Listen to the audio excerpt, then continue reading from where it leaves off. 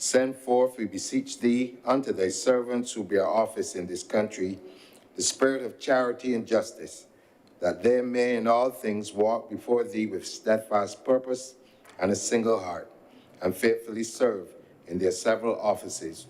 Through Jesus Christ our Lord. Amen. Let's recite the Lord's Prayer. Our Father, who art in heaven, hallowed be thy name. Thy kingdom come. Thy will be done on earth as it is in heaven. Give us this day our daily bread, and forgive us our trespasses, as we forgive them that trespass against us.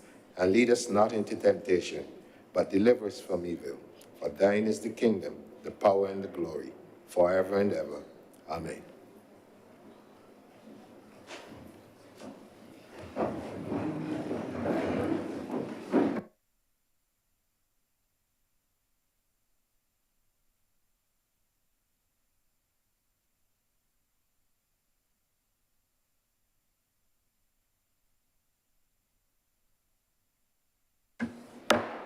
The Senate is in session.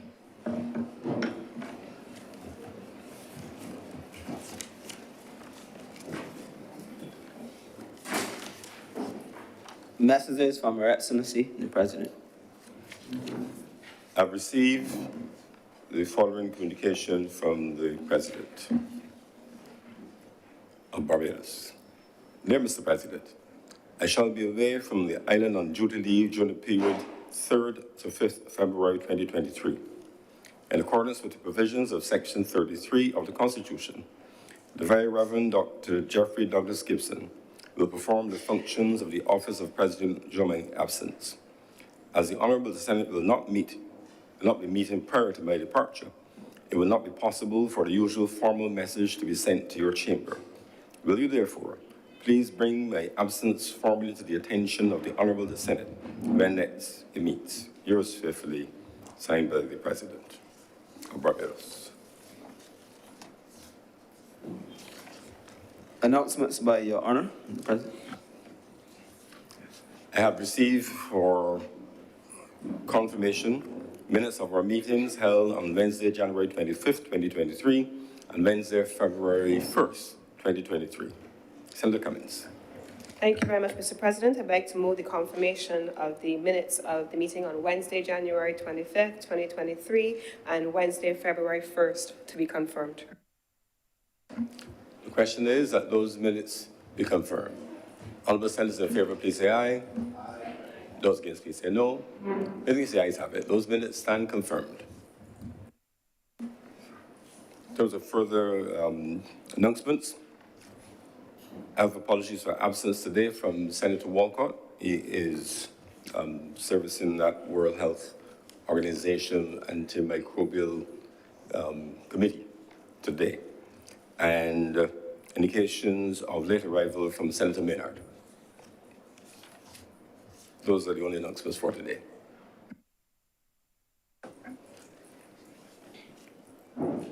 Presentation of petitions, presentation of papers, reports from select committees, questions to ministers, requests for leave to move the adjournment of the Senate on matters of urgent public importance, statements by ministers or parliamentary secretaries, personal explanations, motions relating to the business or sins of the Senate moved by minister, introduction of bills. Senator Cummins. Mr. President, I'd like to give notice of the following bills: the Value Added Tax Amendment Bill 2023 and the Minor Offences Amendment Bill 2023.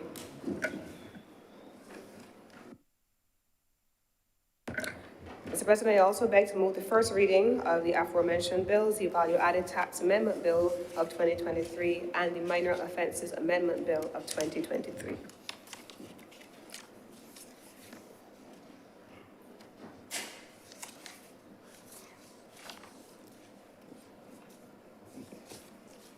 The question is that the Value Added Tax Amendment Bill 2023 and the Minor Offences Amendment Bill 2023 be read the first time. Honourable Senators in favour, please say aye. Aye. Those against, please say no. Methinks the ayes have it.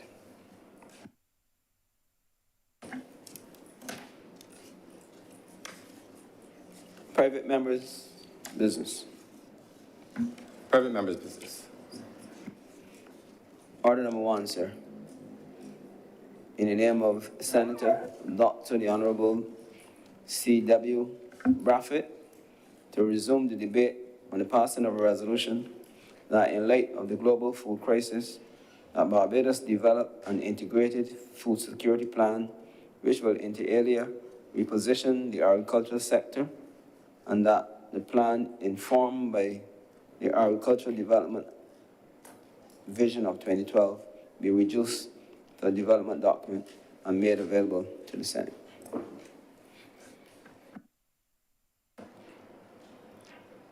Senator Malibu. Thank you, Mr. President. I rise to lend my support to this resolution from Senator Brathwaite.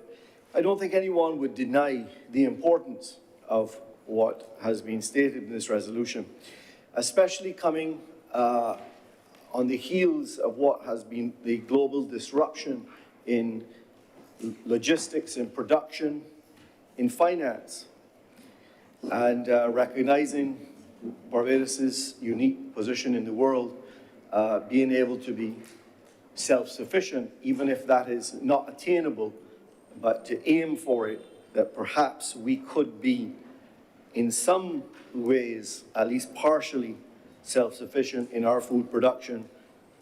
I would support that.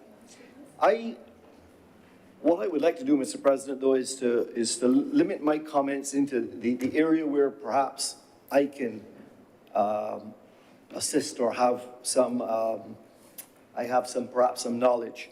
And I would like to frame those comments by looking at this resolution and what it would entail to achieve the ultimate goal of the resolution. It's very complex. And I want to look at my comments, Mr. President, within the areas of the environment that we actually have to deal with in Barbados, the skills, the labor, the capital, the marketplace, and finally, the land use policy. So let me address it from that angle. First of all, let's start with the environment. The reality is that the environment in Barbados, we live on a tropical island of a very small size. There is all kinds of competing needs for our land. We have a certain amount of rainfall. Global warming is perhaps changing that. We have certain soil conditions. That's the macro environment that we live in. Mr. President, on the micro environment, though, there are, as I travel around Barbados and as I see within my own business of real estate, there's all kinds of micro environments. There's some land that is suitable for production. It might be flat and good soil and has water. There may be other areas where the soil type across Barbados is vastly different, from the sandy soil on our shores to the deep, rich, productive soil in parts of the inland. So whatever policy is informed, must be informed by the environment that we have, which in many respects God gave us and we can't change. We can affect it, but perhaps we can't on a macro level change it. With regards to the skills aspect that will be needed to achieve the aims of this resolution, I heard the comments of learned Senator Brathwaite with regards to the output of educated agriculture degree people from the University of the West Indies. I was absolutely astounded to learn that we only have so few are choosing this as a career, choosing it as a place of learning, choosing to aspire to that. But perhaps that is a chicken and egg situation, because generally speaking, people will choose a passion, a calling, a career based upon what they see, where they can be successful, where an industry lies. So perhaps it is that, not that because we don't produce people with that education, we don't have the industry. It's because we don't have the industry that no one chooses to get educated in that industry. It's a vicious cycle that we see in many other places. I heard, turning now to Labour, I heard Deputy President Senator Thompson speak of the cultural divide maybe, that seems to exist, or the stigma that we have left over from working in the fields. And while I'm no expert on this, I've heard this my whole life, I'm not sure that the evidence supports such. And why I say that is because I see rejoicing and celebration often when Barbadians are chosen to work on the Canadian Farm Programme. It's not that we don't want to work in agriculture, maybe the conditions of work that are here in Barbados don't suit it. I also see other people from neighboring islands who choose to work in agriculture. They see it differently to how we see it. So again, I worry that it's a bit of a chicken and egg situation. So I think that there perhaps are other reasons why our people don't aspire to work within the agriculture sector. And maybe those other reasons will come out in a few other comments I make. I want to comment about the policy to be self-sufficient in food production with regards to capital flow to this business. Capital flow is not different to any other flow that relies on some form of gravity, let's call it that. Capital flows to where there is a good return. And if there is not sufficient return within the agriculture sector, there will be no capital invested in it. But the one thing with capital is that we can artificially influence it. We can't artificially influence, I don't think, the amount of rainfall that we have, or perhaps the soil that we have. We can keep it, we can preserve it, we can stop it from running away. But capital, we can influence where that money flows. And we do that in many ways in different places. And that leads me on to the marketplace that we need to create for agriculture, Mr. President.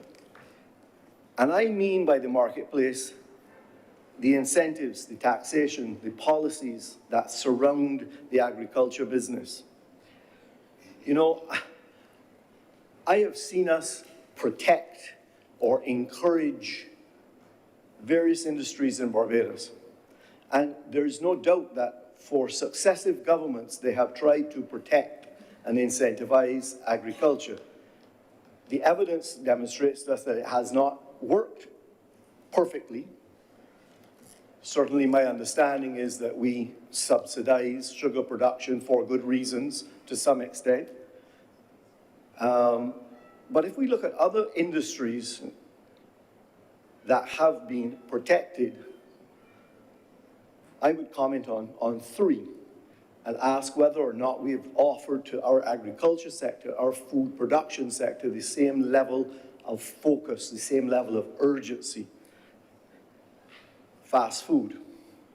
I have watched for years, and it has changed in the last 10 years, but for the 30 years prior to that, I've watched a protectionist approach to that. We kept foreign franchises out, whatever. And we did develop an excellent locally grown fast food business. I watched the garment industry, which we protect through taxation, through incentives, through various things.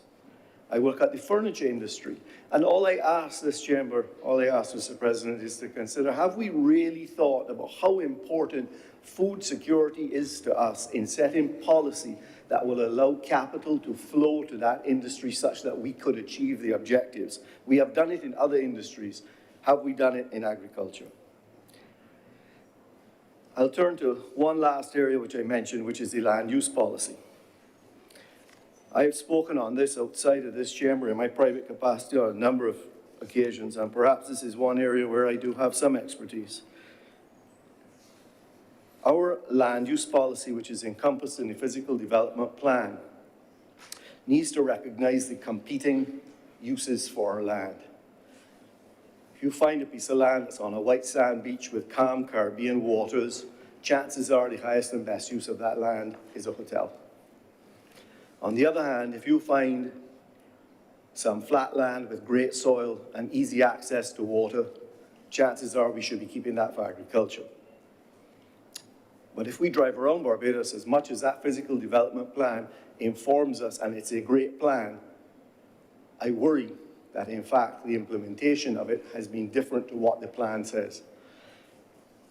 Putting small housing areas into small areas within large plantation land does not lend itself to the efficiency that is needed for successful agriculture. We need to be very careful with our land use policy. The other thing that worries me, and I don't have specific statistics at my fingertips, but I can give you anecdotal information from my area of practice, that somewhere, Mr. President, in the region of 10 to 20% of all residential land is today vacant in Barbados, is vacant. It is designated residential. It's maybe subdivided into a house lot. It may be a large tract of land subdivided. It may even have some roads into it. But there is no housing solution on that land. It's actually not in use. I am concerned, and I would encourage as part of this plan to look at the food security, that we really consider how much land do we need for residential use? How much do we need? And do we already have enough of it? And perhaps when I leave this chamber today, Mr. President, many of the developers that I work for will be outside with large stones to throw at me for saying that. But as a Barbadian, the reality is that we need to consider how much land that we have and what can we use it for. And if we are going to say that food security is important to us, and if we are going to recognize that when events happen in the world that affect us, that fundamentally we need to produce enough protein, enough carbs, and enough vegetables to sustain our population. If we can't do it ourselves because we're on a tropical island, we need to look to our neighbors who have land abundant to them, and we need to have some solutions. So I support the resolution from all of those aspects. And I just want to finish my few comments, Mr. President, in supporting this resolution by commenting on what we cannot do.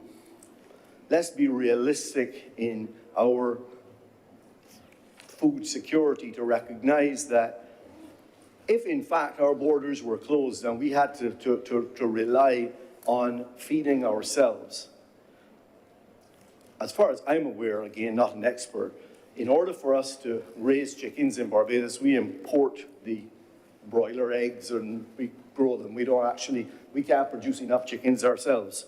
And we don't produce the pesticides that we need to be able to do the intense crop that we have. So we still have to import that. And we need fertilizer. So we need all of these things. And this is expensive in the world. So when we aim towards food security, we also have to think of all of those other things that mean if we're going to have food security, we have to have security around what is the solution for that. And the last link I would like to make is between tourism and food security or agriculture. I get regular comments from repeat visitors to our island who love the place. They love the sun, the sea, the sand, the people. They love the food they can eat. They love the attractions. But there are a few things that they don't love. And many of them have been talked about in here. But one of them that perhaps is not talked about is how does the island look? And when you leave Grantley Adams International Airport and you drive to what is called the Platinum Coast, and it's the Platinum Coast because that's where we get our highest rates for visitors, right? It's the Caribbean Sea, it's the Western Sun, it's the white sand, it's all of those things. But when they leave Grantley Adams International Airport and they drive there, more and more that drive is through bush, land that is not in productive use, not manicured like how it used to be. And our agriculture section, industry, did many things for us, including the manicuring of that land. And manicuring that land, along with it, came the suck wells that were maintained. So when you see a 200-acre plantation or a 500-acre plantation in St. Thomas or St. George or any of the high rainfall districts, and you see that it has gone to bush, Mr. President, I can guarantee you that all of the suck wells are also clogged. And as a result, the water that falls there, the high rainfall, is not getting to our aquifer. And as a result of it not getting to our aquifer, we are becoming more and more of a water scarce nation. And I heard before in this chamber, someone make the argument that we're not necessarily water scarce. God gives us enough coming from above and we could desalinate around us, but we can't capture it, we can't do with it as we should. So I raise this tourism side of it. I raise to you what is the spin-off benefits of achieving a food security by using our land, being good custodians of the land, using it in a worthwhile way. There's lots of other benefits to it, including the manicuring of the land and tourism, including water resources, including soil erosion, because with sugarcane, it's a grass, and it keeps the soil together. And we need the sugarcane to rotate the crops as well. So that's outside of my area of expertise. So, Mr. President, those few comments on this resolution was mainly just to say that this resolution, it's big in its goal. I support it. I believe that along the way we will achieve many things if we can look back at this and let us think about all of the interconnectivity of the marketplace, of capital, of labor, of education, of land use policy, and of the environment in when we look at that policy. I'm obliged to you, sir. Thank you very much, Senator Malalu. Senator Drakes. Thank you, Mr. President. I too would like to echo the sentiments of the former speaker in complimenting and congratulating Senator Dr. Brathwaite for bringing this private member's resolution to the chamber and acknowledging its importance in terms of food security and the future development of Barbados. Mr. President, I would like to confess that I am trying to improve my green thumb. I am not someone who is, plant savvy, animal savvy in that regard. There are some people who, once they throw something in the ground, it springs. I have an aunt who it does not matter what she plants, it grows. I am not that blessed. I'm trying to be that blessed, but not yet, Mr. President. And by all accounts, people know me for my pursuits in economics, sustainable development, but close to my heart is one day becoming a small farmer, Mr. President. Good.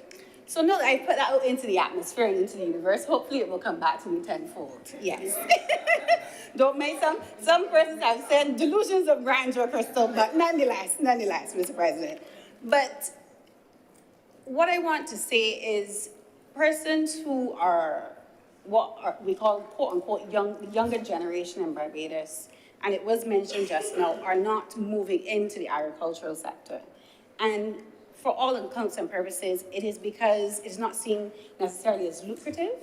And what I have found, Mr. President, is persons who are farmers, who are engaged in agricultural activities, who are fisher folk, for instance, have a background in it in terms of their family history. It is something that is passed on to them through the older generation, and then they themselves get into it, because farming is not a job, it is not a 9-to-5, it is a lifestyle. It is something that if you do not understand the intricacies of it, if you're not committed to it, Mr. President, then it is difficult for you to take somebody who has had the traditional quote-unquote education and then place them in an agricultural environment and allow them to thrive, Mr. President. Sir, for context, in the last 10 years, non-sugar agriculture in Barbados has averaged about $100 million. And that tells two stories. At best, we have not reduced our agricultural production somewhat, but at the same time, we have not had significant progress in terms of increasing the value of the agricultural production in Barbados. And what is also important in terms of looking at how the sector is progressing is, as far as I know and that I can find, is there are no accessible statistics in relation to the acreage of land in production, as well as volume of production. I think if we have a better understanding as well of those two types of statistics, then we get a better sense in terms of our productivity, the level of productivity that is going on in the agricultural sector. Under the Sustainable Development Goal number 2, zero hunger, there is a target 2.3, which states to increase agricultural productivity per worker. And in the context of Barbados, we really have to ask the question again, if we're asking persons to come into the sector to increase the productivity and the production of the sector, what type of livelihood are we offering those individuals? What type of income are we offering those individuals? At present, and I stand corrected on this statistic, 2.5% of our labor force is engaged in agricultural activity, just about 35 to 4,000 persons, I believe, Mr. President. But again, I stand corrected on that statistic. And what is clear, Mr. President, is we have no real understanding of things like the equity in the sector. Of those 4,000 persons, how many of them are actually landowners? Who are the landowners, Mr. President? Who are the ones reaping the real returns from agriculture? And I think that is where the discussion in terms of the cultural or the racial divide that was mentioned earlier comes into the discussion. Because, Mr. President, we cannot speak about agriculture in terms of placing persons on land that they do not own for wages that are below or on the poverty line, Mr. President. We cannot ask persons in a 2023 Barbados, where we're saying we want to modernize the sector, where we're not offering persons the ability to own the land that they're working. We are not offering them the business opportunity around agriculture. If we're offering them just wage earnings, it is something that people will shy away from because it is then a remnant of our colonial past. So, Mr. President, when I think about youth in agriculture, there is also this lack of knowledge. There's a lack of understanding. And this is even in relation to being very specific, and it was noted in Dr. Brathwaite's presentation, the science behind agriculture. The persons that we're training or asking to get into food production, how well versed are they in things like basic physiology, biochemistry, Mr. President? These things matter if we're talking about creating the value added that we often talk about, because at a very molecular level, you have to have an understanding of the plants, the animals that you're dealing with in order to create new products, new services, increase crop yields. All of those things are based on a scientific understanding of what's happening to plants and animals. And I do not think we have the technical capacity at scale in terms of those persons who are moving into the agricultural sector at the moment. And clearly, as was mentioned, if we're producing 2 graduates, I believe it was, that was mentioned, and one graduate, Mr. President, you understand the dynamics that we're dealing with in terms of having that scientific basis for agriculture. So third, it means that we have to be more strategic in relation to how we target young people, what are the things we're training them in terms of food production, and how attractive the sector can become in the future. Third, but all of these things are tied to some key areas that we have to also be cognizant of. So in terms of the first part of my presentation was about the livelihoods and the incomes and increasing food production. Sir, but that is then tied to and constrained by soil, the quality of our soils. That is a major, major aspect of food production. Soil degradation, Mr. President, has the ability to affect how much you increase your food production by. And it is an area of biodiversity loss that has been now put on a global scale, where we have the hashtag Save Soil initiative that is being promoted by our soca icon, Masha Montana, to Indian activist Vandana Shiva. And what is clear is we don't understand, at least not in the public domain, what is the state of our soils at the moment. I know back in the 1960s, there was a soil map for Barbados. That's the only version that I know of, Mr. President. But I think one of the things that could be instructive and informative is having an updated soil map for Barbados that allows us to make decisions in relation to land use planning. And then we can further then have a better understanding of what are the competing interests, and then furthermore, make decisions that are based on what is happening at the ground level in terms of the information. But I do know we have the Soil Conservation Unit, Mr. President, and what I would like is for us to hear more from that unit in terms of information being disseminated to the public. I think that would be very useful. And how is that unit being utilized to the best of its ability in the Ministry of Agriculture in terms of food security and increasing food production? Because, Mr. President, in order to have nutritious food, you have to have nutrient-dense soil.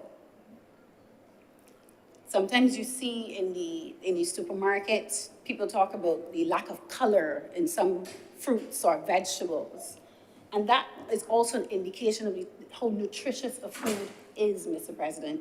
And if we are not talking about these things in a holistic and integrated way, then we get lost sometimes in the conversation about what it is we're producing, because we don't just want to produce for producing sake, but we also want to produce nutritious foods for the general public.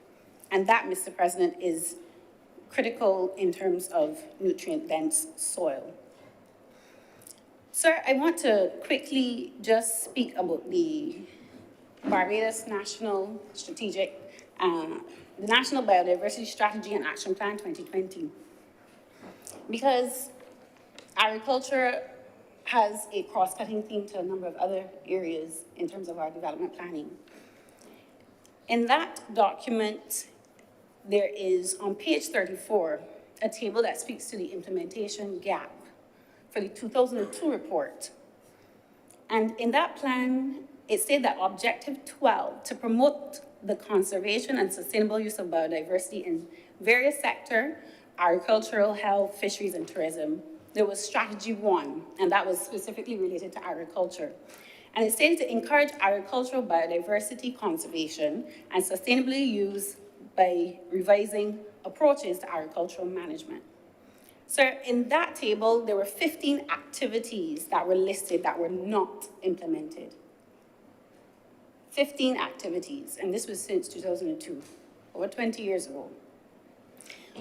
One of the things in that list, one of the activities in that list was to regulate and restrict the use of herbicides and pesticides, which result in biodiversity loss. Under the new plan, we have the same type of target in terms of target 4. By 2030, we are hoping that areas under agricultural, aquaculture, and forestry are managed sustainably and ensuring conservation of biodiversity. Sir, I'm hoping that in 2042, we do not have the same list of activities that were not implemented. Sir, in 2020, this Parliament passed the Pesticides Control Amendment Act. And that established the Registrar of Pesticides and Pesticides Control Board.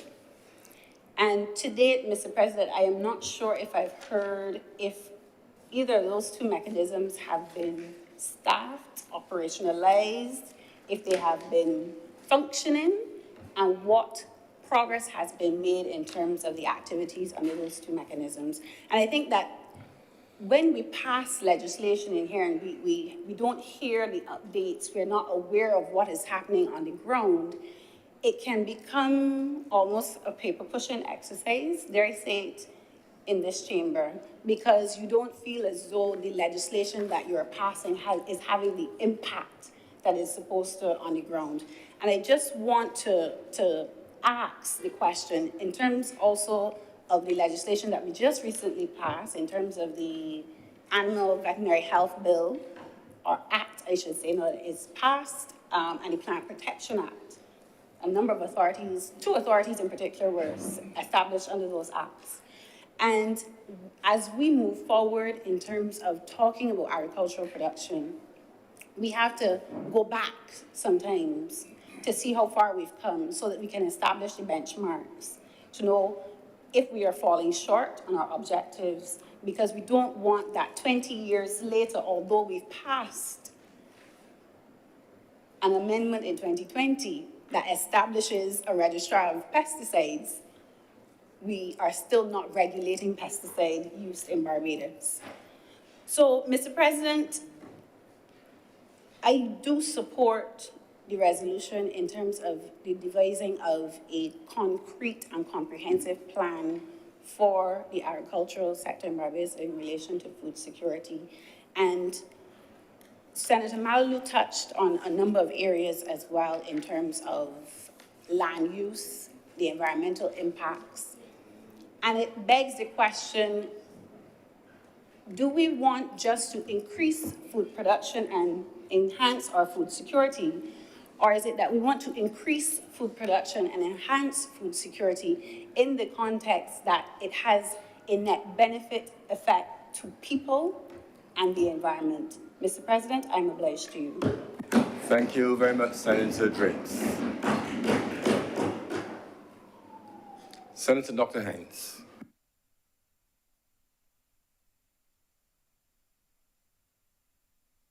Good morning, good afternoon, Mr. President. Thank you for acknowledging me today. I also would like to really express how much of a pleasure it has been to read this Vision for the Future of Agriculture in Barbados, compiled by Senator Dr. Brathwaite. And I certainly do support his call, to get it correct, for an integrated food security plan for Barbados.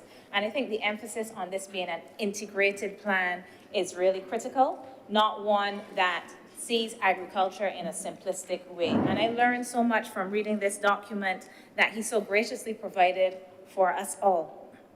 It is about 10 years old. So though it is somewhat dated, I still find it to be very relevant.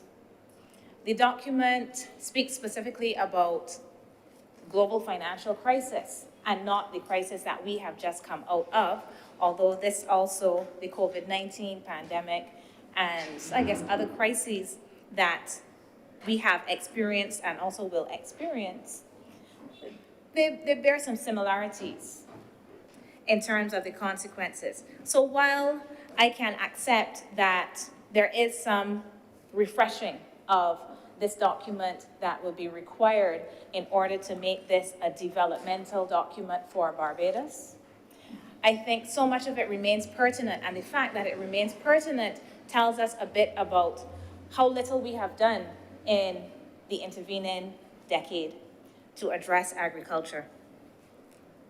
So while we were locked down with restricted movement, when we were on pause and these kinds of things, some of us did attempt to take up agriculture, some more successfully than others. Some had green thumbs, brown thumbs. I killed a lot of things, not people, just plants.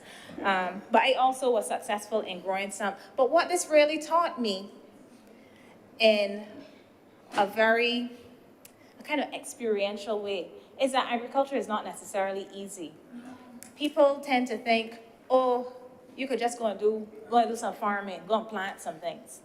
But it is not. It's not as simple as that. I can get some things to grow, but so many things happen. There's a level of vigilance that is required, and I don't have any big crops. Just over a small garden to deal with pests and are your plants getting too much sun? Do they have enough shade? Are you giving them too much water? There are all of these things that those of us who think that this is something easy to do, that does not require a high level of skill, qualifications, knowledge, and sometimes this knowledge can be generated through experience as well. So while I take the point about graduates in agriculture, I would also want to point out that I can't say how many students, how many persons are involved in the study of agriculture in Barbados and from Barbados by just looking at what is occurring at the University of the West Indies. Because I know that there is an associate degree program at Barbados Community College, and I know that there are persons who are gaining the NVQ and CVQs in agriculture while they are participating in the sector itself. So there are various ways that persons are becoming certified, and I hope that there are pathways if persons really want to go even further to translate some of these certifications into other things. So entryways, perhaps if persons want to go that far, into university level qualifications if required or persons are interested. And we can talk here about the undergraduate level or at the postgraduate level. But I think there is a lot of education in agriculture that maybe we do not capture. That says to me that there is interest. And perhaps we need to do a little bit more to build on that interest. In particular, when we get to learn that agriculture is not just going and pushing something in the ground and it is automatically going to grow. It is challenging. It is a science, I would say is an art as well, and it does require a wealth of knowledge that I think that we could encourage people to think about, to think of this as a career, a way of life. So, an integrated plan, I think, is essential. And what some of the things that Senator Brathwaite has pointed out in what he has laid out as, I would say, the draft, I would call it the draft of this plan. Agriculture as not just primary agriculture. He spoke in this document about the emphasis on primary agriculture. But if we are thinking about developing different sectors in Barbados, the emphasis on other areas, the food and agricultural sector, as he calls it, which includes a manufacturing component, considering the connections between agriculture and the development of other types of businesses and products that can generate jobs for persons and also potentially generate foreign exchange. These are revenue generating sectors. So when we're talking about agriculture, this is not just stop at pulling something out of the ground or taking something off of a tree, but can feed industrialization, certain manufacturing sector in particular, I would say here. Beyond that, Senator Brathwaite has pointed out for us the importance of agrotourism. So often when we speak about tourism, this is not our emphasis. And I found this really instructive. If I may just refer to the 5 dimensions of agrotourism that he points out. Agro-heritage tourism, farm-based ecotourism, community tourism, health and wellness tourism, and culinary tourism. So we don't have to see agriculture as something that feeds tourism in terms of just provides food for persons who are coming to the island. And that is important. It is important to provide food to visitors as well as to locals. But agriculture can also be a draw. We need to start thinking about tourism differently, and I think that an integrated approach also says to us that agriculture is beyond just farming. Agriculture, this can be a series of attractions, and not attractions where persons just go and say, oh, that's really pretty, but also experiences, which I gather many people want to have when they go on their vacations. Experiences. So this is very, very, this document, I believe, is instructive. It speaks about climate change. even though it is a document that is 10 years old, and the significance, the connection between agriculture and climate change. And one of the things that stood out to me as well, in particular when we think about cost of living today, there are so many complaints about cost of living today, not just today. From the time I know myself, there are complaints about cost of living. But right now, we know people are really expressing how difficult it has been and it can be to afford things in Barbados. And when we look at the contribution of food imports to the cost of living in Barbados, to me it is amazing. And if we want to think about food security for the country, that is useful. But we can also think about food security and security for ourselves, that agriculture, domestic agriculture, can provide. And this does not mean that all of us have to be farmers, but it does mean that if we emphasize how important investing and focusing and putting energy into agriculture can be for driving down the cost of living, we really can be addressing some serious social concerns while also dealing with these other areas that Senator Brathwaite has done so well in this resolution to bring to our attention. So although I find all of this commendable, there's one thing that stood out to me, and this is because I received a video last year on International Women's Day. And this video was about women involved in agriculture in Barbados. And again, eye-opening to me. These women who are farmers talked about the contributions of agriculture to their lives. To their lives in terms of their abilities to, first of all, find productive employment, to be educated while on the job through the NVQ and CVQ, these kind of tracks, and also just through the experience of participating in farming, and their ability to provide for their families because they are able to actually bring food and not have to purchase everything from the supermarket. And I think it is very important that when we create these integrated plans, that we start to do some other things, such as have some gender focus and gender emphasis in them. And what we know is that around the world, in developing countries, women constitute 40% of the agricultural labor force. As Senator Drake said, we don't know a lot about the composition for Barbados of land ownership. Who owns the land? We don't know this. Well, I don't know this. Maybe this information exists somewhere. But we don't know who these individuals are. We don't have this information, to my knowledge, disaggregated by gender either. And I think this would be useful in helping us to do some integrated planning as well.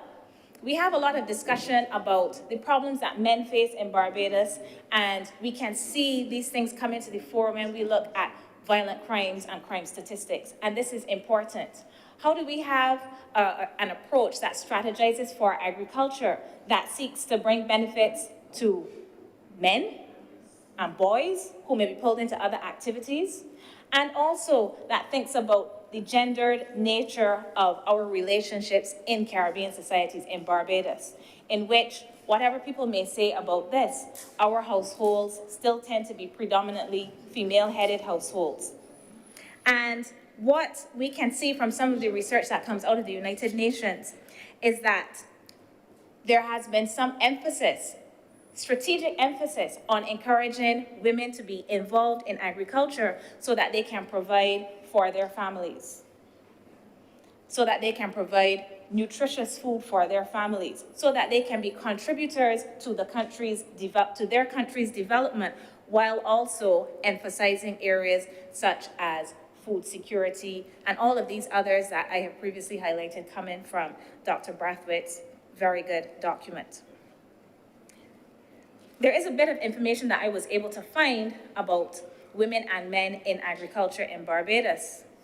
And this is from, this computer will cooperate with me right now, a 2019 study, the UN Women's Status of Women and Men Report, a gender analysis of labor data data, and policy frameworks in 6 CARICOM member states. This is from 2019.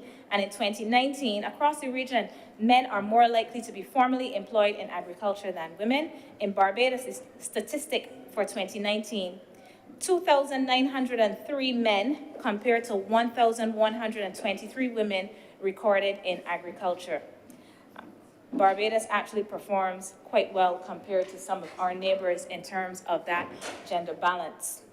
And I'm not necessarily saying that everything has to be 50% women, 50% men.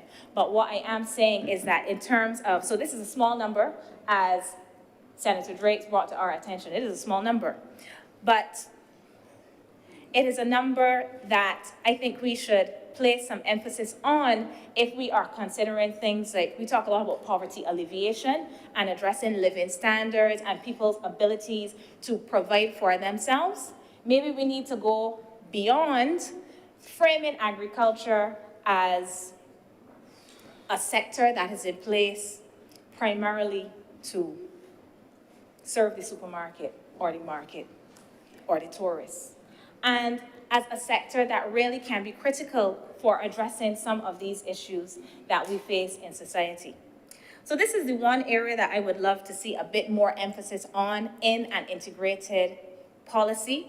Those persons in our society who may live and operate on the periphery, who may be disadvantaged for various reasons. And I'm not saying that they should be put into agriculture because this is some kind of low-class approach to providing jobs or skills for people, but because agriculture is really crucial and it can be at the center of our continued development. And if it is crucial and can be at the center of our continued development, and it can be lucrative and it can feed families, such persons really need to be at the center of this. Mr. President, I don't have a lot more that I can say besides that. I believe that this is excellent work that Senator Dr. Brathwaite has done. His expertise, his years of knowledge in the area certainly shine through. I'm appreciative to him for bringing this to all of us, and I'm obliged to. Thank you very much, Senator Dr. Hines. Senator Reverend Dr. Rogers. Thank you very much, Mr. President. Good morning, colleagues. Good afternoon. I rise, like the other senators who have spoken before, to give my full support to this resolution that has been placed on the table by Senator Dr. Brathwaite. I think it's timely. I believe that the events of the last decade, or just over a decade, stemming from the economic downturn of 2008 and the subsequent catastrophes that we've faced in the world since then, have been stark reminders to us or indicators to us of the importance of the ability to at least provide something for ourselves in times of trial. And so this resolution is timely and important at this time. But I dare say it is not simply about the provision of food for our people. I would go further, as others have said, it's about the production of nutritious food for our people. I wouldn't simply say it's just the production of food or nutritious food, but this particular resolution is all-encompassing because it touches many facets of our national development and many departments of our governance. Just to give a historical context, sir, I do not really subscribe to the view that the negativity to agriculture in some quarters has come some way because of many of our descendants being slaves. I can remember growing up and it was agriculture that provided what was necessary to school us. I suspect that we've gotten too bright and perhaps do not realize the importance of what was being done by our parents and grandparents back in the past. If you ask a young person today what is a speculator, they probably can't tell you. But many of us would know that when the speculator came, That's when your parents and grandparents got some money. I have to say what the speculator is. The speculator is the gentleman who came around to check on your pig to see the size and what kind of price the pig is worth and that kind of thing.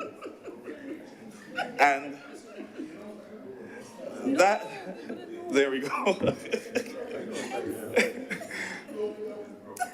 And that provided the money. I grew up I spent my early years with a grandmother in Welt St. John, and I can remember her going out into the backyard with an apron on, and it had the pockets, and she would come back with pigeon peas and bonivis, and then she had the sheep in the yard, she had pigs there, she had bananas that she would cut, and those would be sold. These are the things that kept the household going. So I dare say that we do have a history of a positivism about agriculture, that it was not necessarily seen as negative. I think what has happened is, as I said, our development has pushed us to believe that we need not do those things anymore.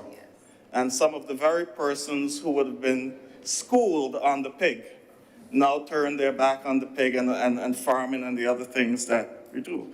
But we grew up with a steady diet, and I pity the person, I'm asking a break from my vegetarian friends.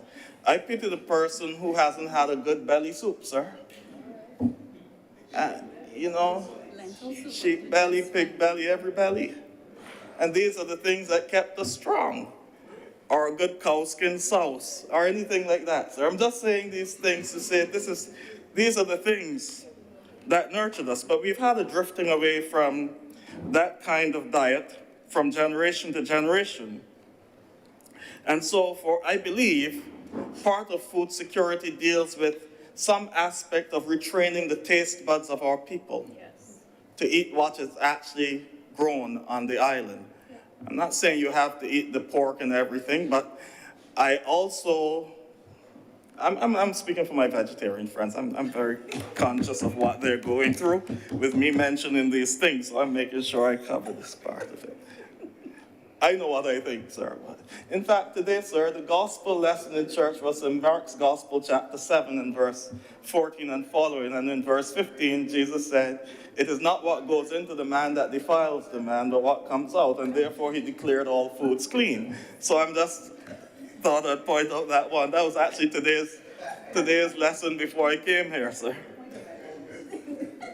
A point of...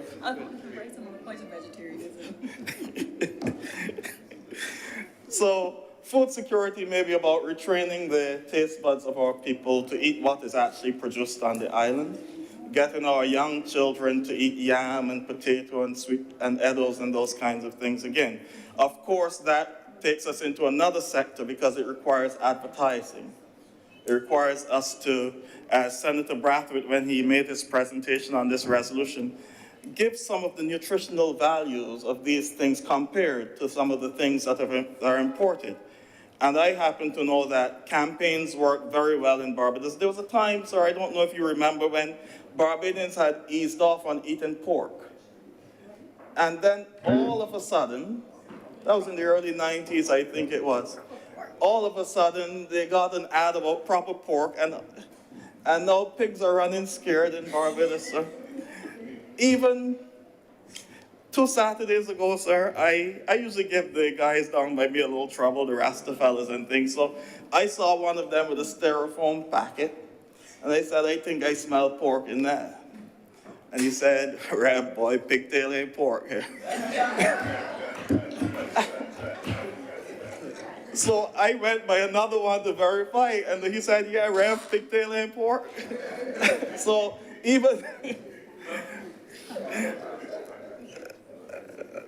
Let me apologize to my Rastafarian friends who don't believe that, but this is what I heard from some who are. So we need some campaigns, sir, to drill down on the nutritious value of the foods we produce here and what they can do for us in terms of our diet. As Senator Drakes pointed out, in fact, all the senators who have spoken thus far, there's not much data on agriculture in Barbados or even consumption, food consumption in Barbados, and I think that that is important because it is not just about planting food, it is what we plant and where, when, and how, and so on. So I think these are things that we need to pay close attention to if we're going to build out this dream of becoming food secure. Of course, we will never be able to produce 100% of what we consume here. I think that is a reality. We just do not have the land space for it. The last statistic I read somewhere, I can't remember where I read it, I don't know if I should say it here, but 32.7% of the land in Barbados is arable land. So that tells us something. We just cannot produce enough here to provide for our population. But I do believe, as Senator Dr. Brathwaite would have pointed out, we really need to invest in technology. The move toward food security will come with a heavy influence on science. And we need to pay attention to the science. And why do I say that, sir? I was doing a little research on Singapore. You know, we often compare ourselves to Singapore. Again, a small territory and so on. And Singapore in 2019 came up with what they refer to as the 30 by 30 plan. That is producing 30% of what is consumed in the country by 2030. But they can do that because they have statistical data. They can do that because they know what they need to do in order to produce that. We'll just be shooting in the dark. So we really need to get some statistics and an understanding of what is happening in the country. That being said, sir, it doesn't mean that something isn't being done. And I wish to compliment the government of Barbados, commend them for the FEED program that was introduced in 2019, and that is the Farmers Empowerment and Enfranchisement Drive. It's supposed to be a 3-year program running from 2019 to 2022. And just to state a few objectives of this program, sir, to increase the agricultural sector's contribution to the GDP, to ensure long-term national food and nutrition security through improved access to safe and nutritious foods, to increase employment, particularly among vulnerable groups, including women and youth, to increase investment in the agricultural sector through provision of infrastructure and support services, and to increase net foreign exchange earnings through increased agricultural exports. But what impressed me about this, sir, were the terms and conditions of this FEED program. Farmers who are interested will be able to lease plots of land ranging in size from 1/4 acre to 5 acres. Irrigation water will be provided and subsidized at a rate in most cases. But important, sir, 1 acre of land can be had at a rental fee of $300 per year. That's $25 a month. That is something that we can invest in, sir. That is progressive. And I want to encourage people. I don't know how many people know of this project. Because if I had the time to do a little something, $300 an acre of land, and so on, with a little water subsidized, that is a steal, sir. And that is something I believe that people should, this is something that should be advertised more heavily. I can't remember seeing it anywhere. And the minister in the Ministry of Agriculture, according to the GIS in 2020 September 8th report, the minister in the Ministry of Agriculture committed the government to receiving 40% of what is grown, giving such people a ready market. These are the things that we need to highlight, and this is what can push us towards this food security that we're hoping for. The FEED the Land for the Landless program, which would have existed a long time before that as well. The FEED program covers open field crop production, greenhouse farming, temperature control, container farming, livestock production, fish farming, aquaponics, apiculture, that's beekeeping, fruit tree, agroforestry, forage fodder production, etc. So there is something happening. There's a lot happening.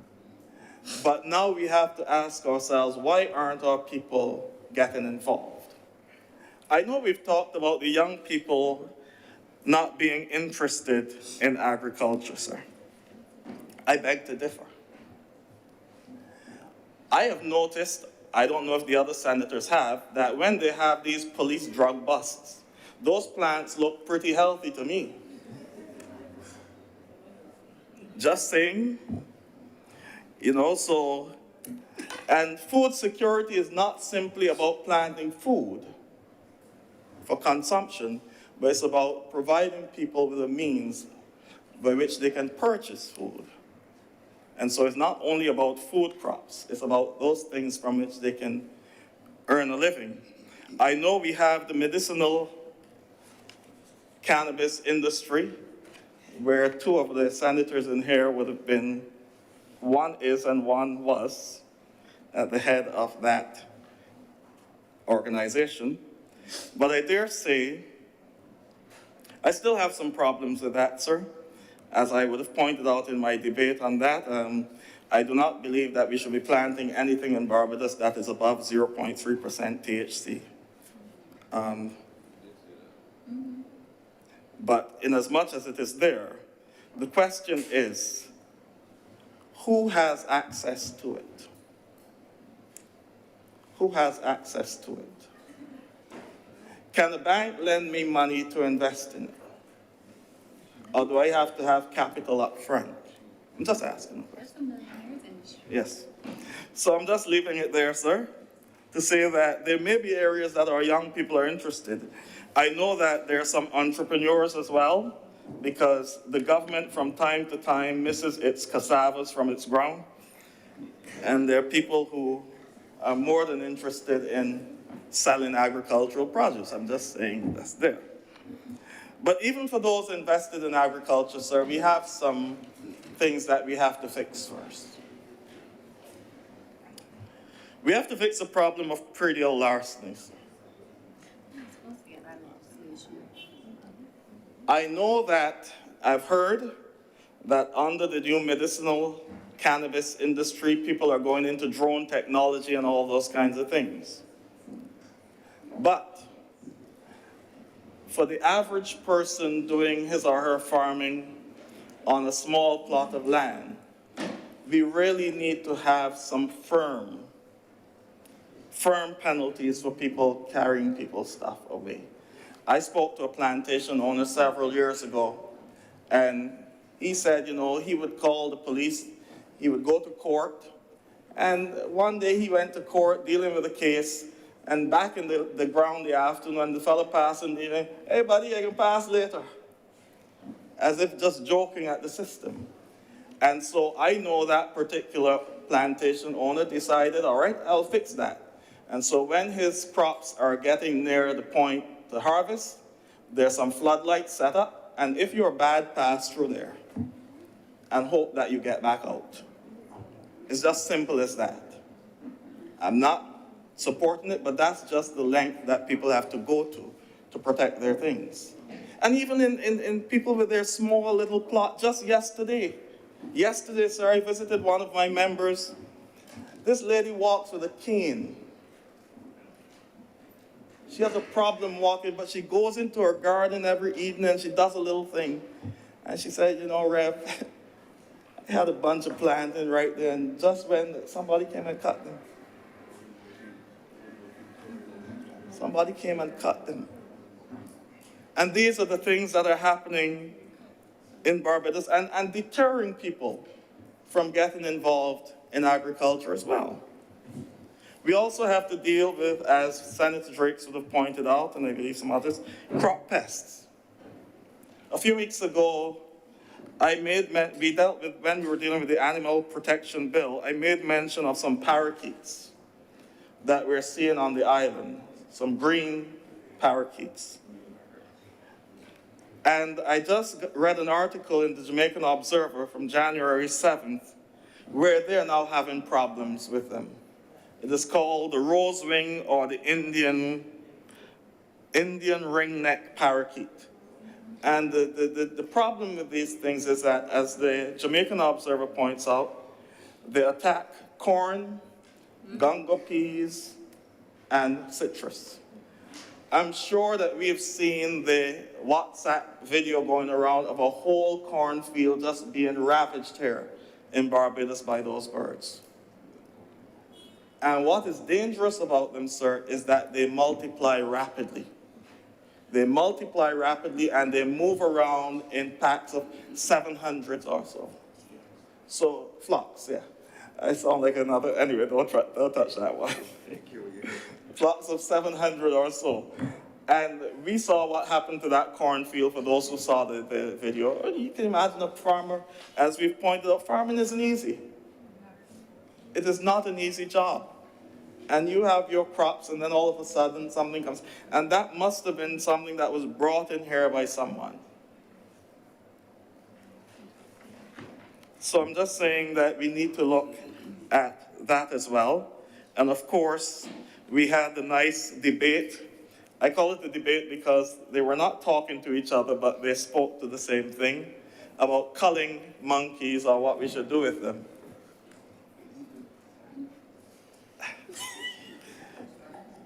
And I know that St. Martin has embarked on a program of culling, but as our Minister of Agriculture said, we just cannot do certain things here because we are involved in treaties with others. So we have to come up with a solution for dealing with the monkeys. I tried during the COVID period, as Senator Dr. Hines pointed out. I built a little cage, sir, to plant things in. And the monkey pushed his hand through the cage to try to get my stuff, but he couldn't get them. But I'm just saying that that's the extent that I had to go to get something to grow. And so we have some challenges where agriculture is concerned and where this food security that we hope for to achieve is concerned. Senator Malulu mentioned land space, sir. And as I said, I read where only 32.7% of our land is arable. But again, we can learn from the Singapore model.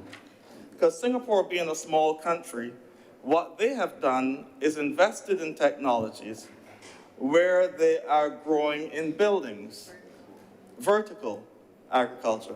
So 1 acre of land can actually give you 5. And if we can get some property investors and so on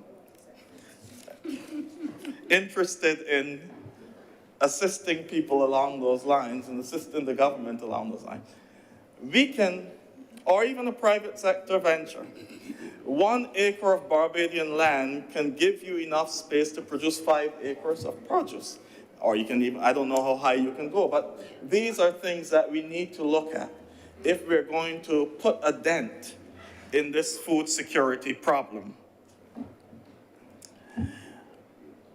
Culturally, as I said, we've changed.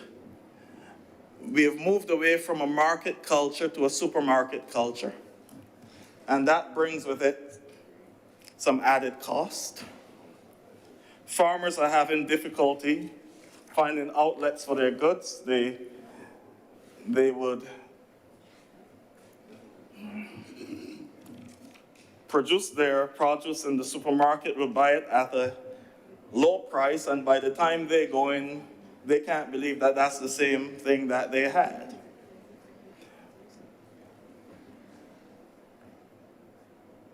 I'll leave the experts to give us the solution for that one. But what I would like to say, sir, is that whatever we do, there will be some people that just will not have the wherewithal to purchase food, or the quality food that they would like. And I'm going to be a bit controversial here. We're on 166 square miles. I can get a house in the heights and terraces and get 2 dogs, but they can't put a sheep or 10 little chickens in a coop. Couple little layers to keep things going in the yard. And these are things we have to look at, you know. Because a chicken takes a 1-by-1 space to grow, a broiler. If you have a little 4-by-4 space, even if we put a little cap of 10, a household could still do a little something for itself. I know for sure, sir, that when you compare the smell of dog mess to that of sheep mess smells like perfume. I'm just saying that.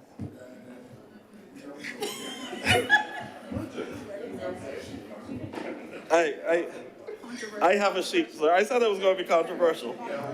I have a sheep, so I speak from experience. I have a sheep and a dog. I'm just raising that. But in addition, sir, I believe that there should be some level or encouragement of subsistence amongst our people to get people to do a little something to supplement the pot when things come. I know a lot of people do it, and you know, more in the country than anywhere else, but I want to encourage Barbadians to look towards that as well. If we do not deal with some of these things, sir, our hope of food security will just be a pipe dream. And as I said, it is not just about food, but producing nutritious food and making sure that people have access to nutritious food. If we fail in this regard, we'll be submitting Barbadians to the Momokufo-Ando diet. I don't know if any of you know it. The Momokufo-Ando diet. I know people know about the keto diet and so on, but the Momokufo-Ando diet, sir. Momokufo-Ando is the Japanese gentleman who invented instant ramen. And if we do not do something to ensure that our people can have access to nutritious food, we'll be subjecting them to the Momokufo-Ando diet. And the last state will be worse than the first. So with those words, sir, I wish to support this resolution, and I thank you for your time. Thank you, Senator Dr. Rogers. Senator King. Thank you very much, Mr. President. I too rise to lend my voice to this particular resolution, which I also support. A lot of what has been said already, I completely agree with, but I want to take the opportunity to, I don't want to be controversial, but I think sometimes we speak around in circles and dodge some of the things that can be a little bit contentious. So I'll go historically. So I came to this lovely country in 1970.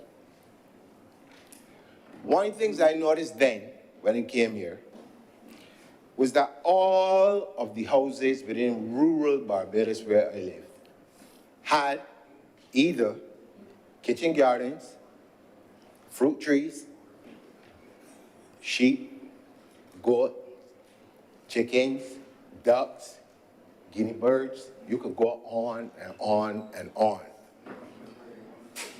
There were not so many supermarkets at that particular point in time. Therefore, necessity drove people to be innovative and inventive in order to provide themselves with a meal.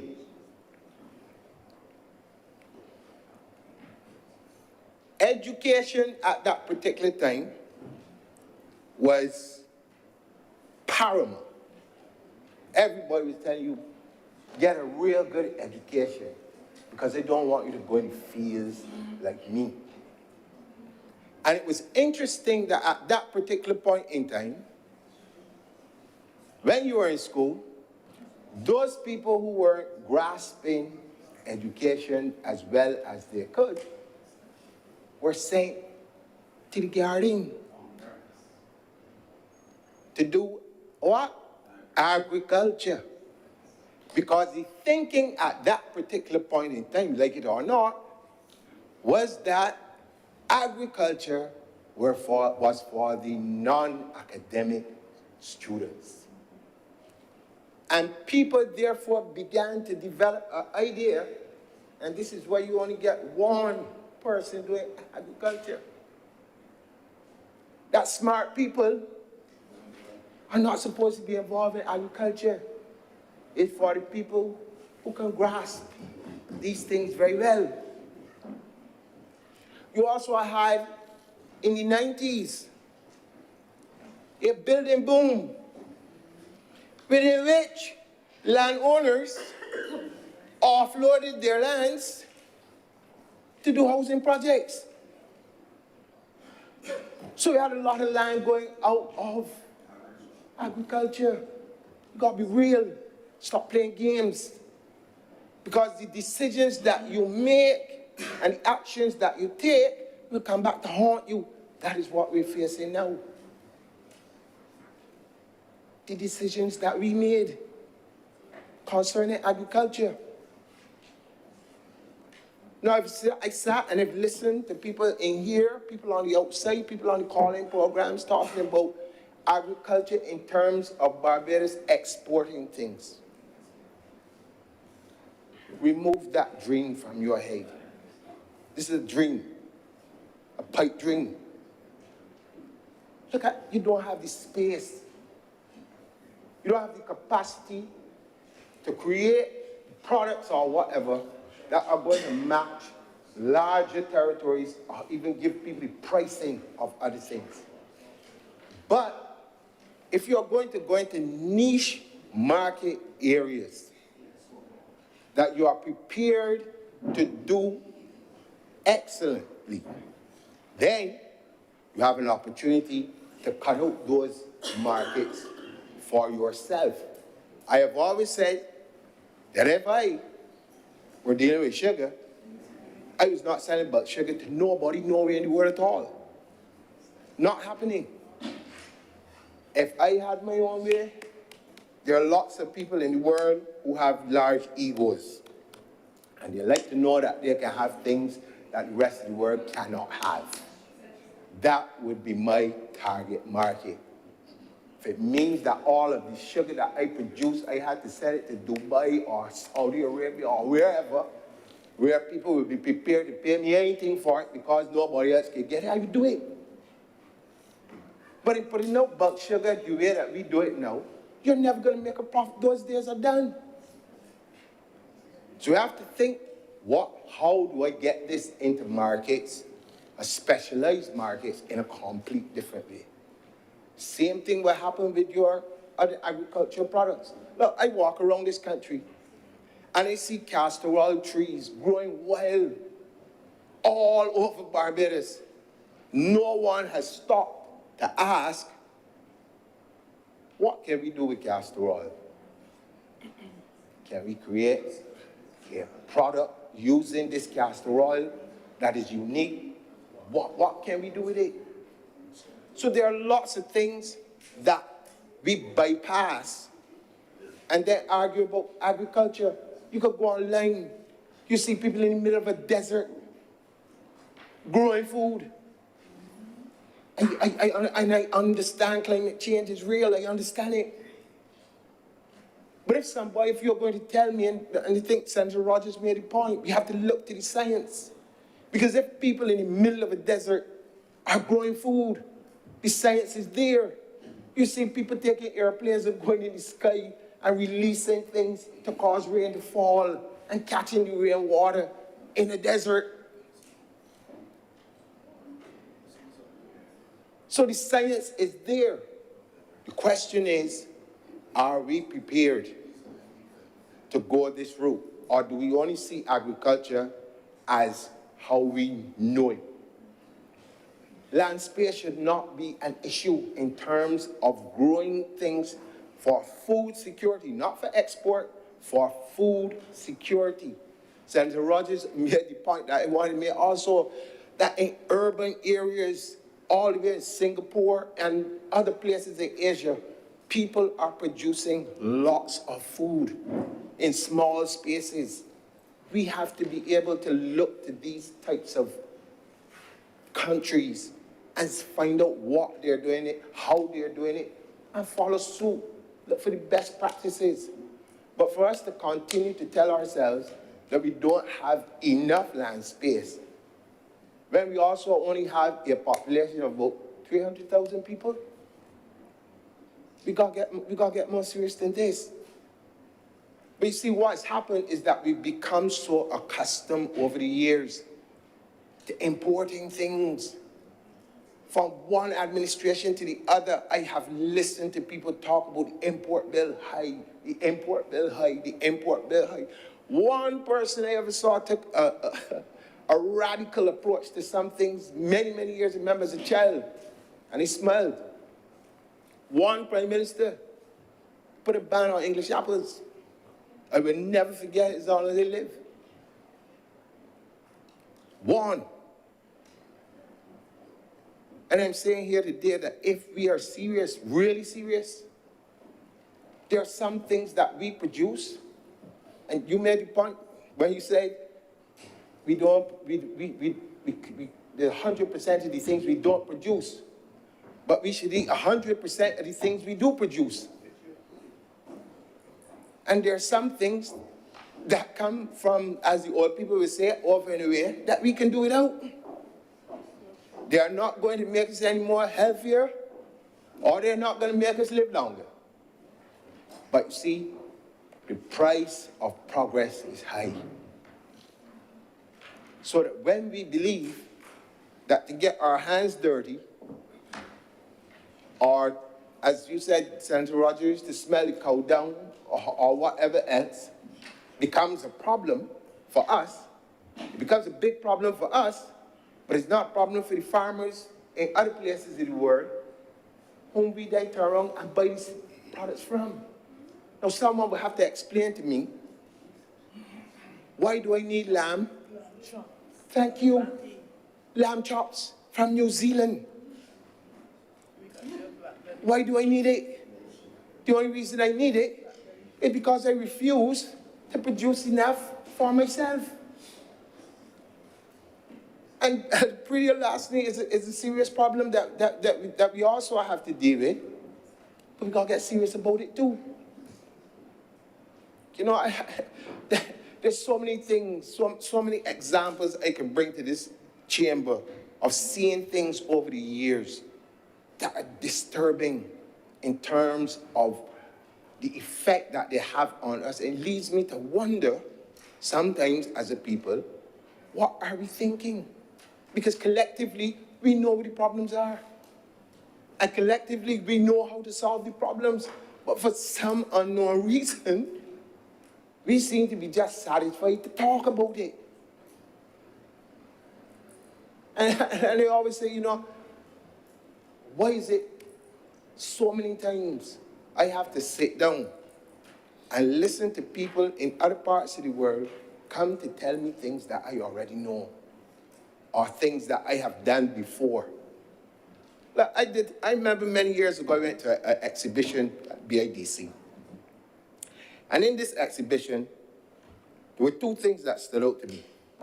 One, they talked about the invention, and this is what it was in this thing, the invention of tomato ketchup. And in this thing, it claimed that Barbadian farmers at that time, who were working for landowners in England, who owned land in Barbados, spoilage was a lot in terms of shipping tomatoes to England. And they came up with the idea of putting it into like a paste and shipping it. Years afterwards, I was in LA, went into a bookshop and bought a health book.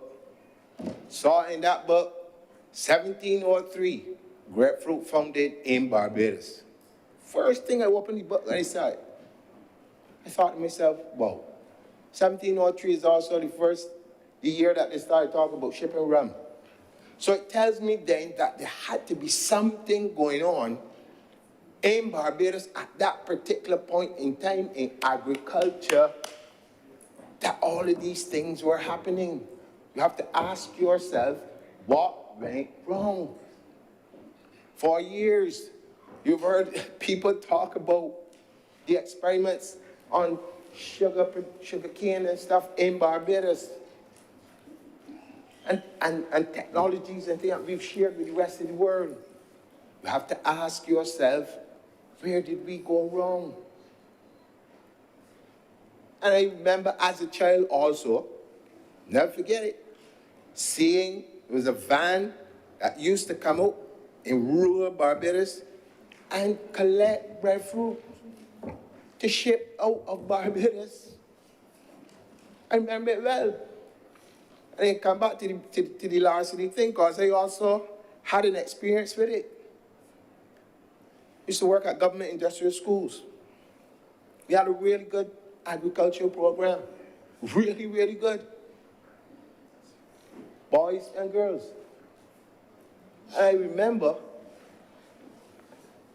sitting on the playing field with youngsters, they boys playing cricket and stuff like that. That's terrible. The mentality of some people. And we had, when I tell you that we had lovely sheep. I remember us playing cricket and a van driving, stop, and a man ran out the van and snatched up the biggest ram that we had off the playing field and threw it in the back of the van and gone. Right, imagine myself and the boys. You can't go and run behind it now, because the boys might decide they get the other side and they get another side. All you could do is stand up in amazement and watch this. And this is the early 90s. And watch it. So imagine what it is like today, where we are not being our brother's keeper, but we are causing unnecessary problems for ourselves and our own food security by allowing this type of mentality to go virtually unpunished. I mean, I'm not a person who believes in a lot of punishment, but I believe that at some point in time, you have to get serious with some people, because some people just will not get it. And they don't understand their actions and how they impact not only on themselves, but on the lives of the persons who they steal the things from and the wider community. Because we come up in a society where bartering was a natural part of who we were. You know, you grow things and somebody come down by you and your mother was saying something for somebody and somebody saying something for your mother. Everybody had. People could eat. So I want to take the opportunity just to plead with Barbadians, just to plead with them, that if you're really serious about reducing this import bill and all of us got to get our hands dirty. You got to do something. You know, I'm not saying that you have to do a big set of production that you're going to sell. That might not be the answer to your problem. But at least if you can grow some things for yourself, even if it's in a can, if it is in a bucket, whatever it is, you can go online if you don't know. There's lots of things online. Don't just go and look at foolishness. There are lots of things online that you could go and look at and learn. Learn something about agriculture, about other things that is going to be beneficial to you and your families. Because, you know, I found it interesting that a number of people would come to me when it was minister, things in the supermarket real expensive. And I said all the time, you and I grew up together. What did we do when we were young? There's some things that we grew ourselves. Okras, beans, lettuce, tomatoes. I could go on and on. All these things that we used to do ourselves. But now, it seems as if that mindset that was mentioned in here on a number of occasions is the problem. Not lack of land, Not lack of water, but it's a lack of will to get involved in agriculture. And so, Mr. President, I just want to take this opportunity to say to all the people in Barbados, you have everything that you need. You got good weather, you got water, you got soil.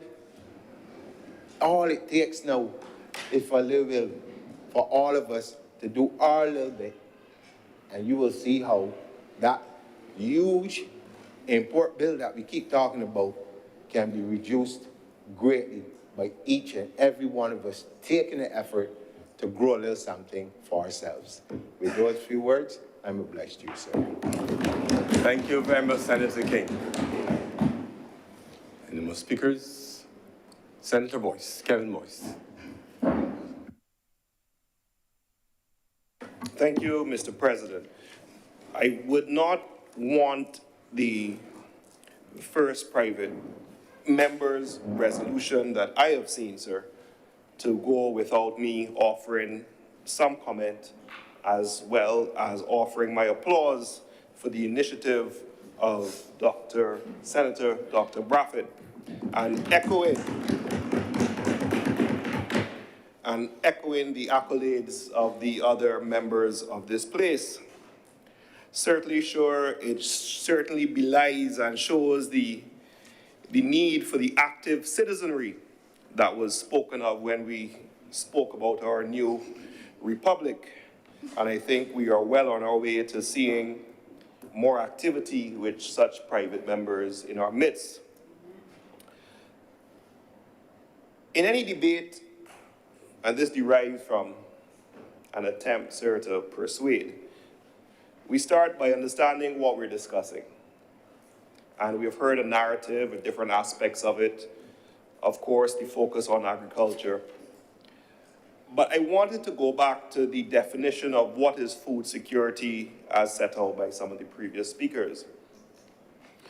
Food security, it seems, has three component parts: reliable access to the food, that there is sufficient quantity of food, and that the food is affordable and nutritious. So it seems, sir, that food security doesn't mean that you have access to poor food, but you have access to food of a certain nutritional value. And that's important when we look at what the data says about the current state of food security in the CARICOM region. In 2022, CARICOM and the World Food Programme conducted a survey. And it was found that in the English-speaking Caribbean, 4.1 million persons, 4.1 million persons are at risk for food insecurity, an increase of 1.3 million since the last time the survey was conducted, sir. Now, of course, the attributable factors were stated. We now have inflation at 10.2% throughout the CARICOM region. And we, of course, know the root causes have been stated time and time again. We're coming out of COVID, and of course, the war in Ukraine, supply chain impacts. This is the reality from the data, and of course, the document can be accessed from the CARICOM website, sir, which I'm referring to. So what is to be done? I think what we're doing today is part of the process, and we, of course, have to appreciate the effort of Dr. Braffett to get us here. But we see that the government has been very focused on the initiatives with our neighbors to the south, with their vast tracts of land and oil, and what we have the exchange with our black belly sheep going down and their produce coming up, and we utilize it as a transshipment point. We have heard statements of the Land for the Landless and the other programs as set out by our Senator Rogers, which I am sure the government in their response will expand upon.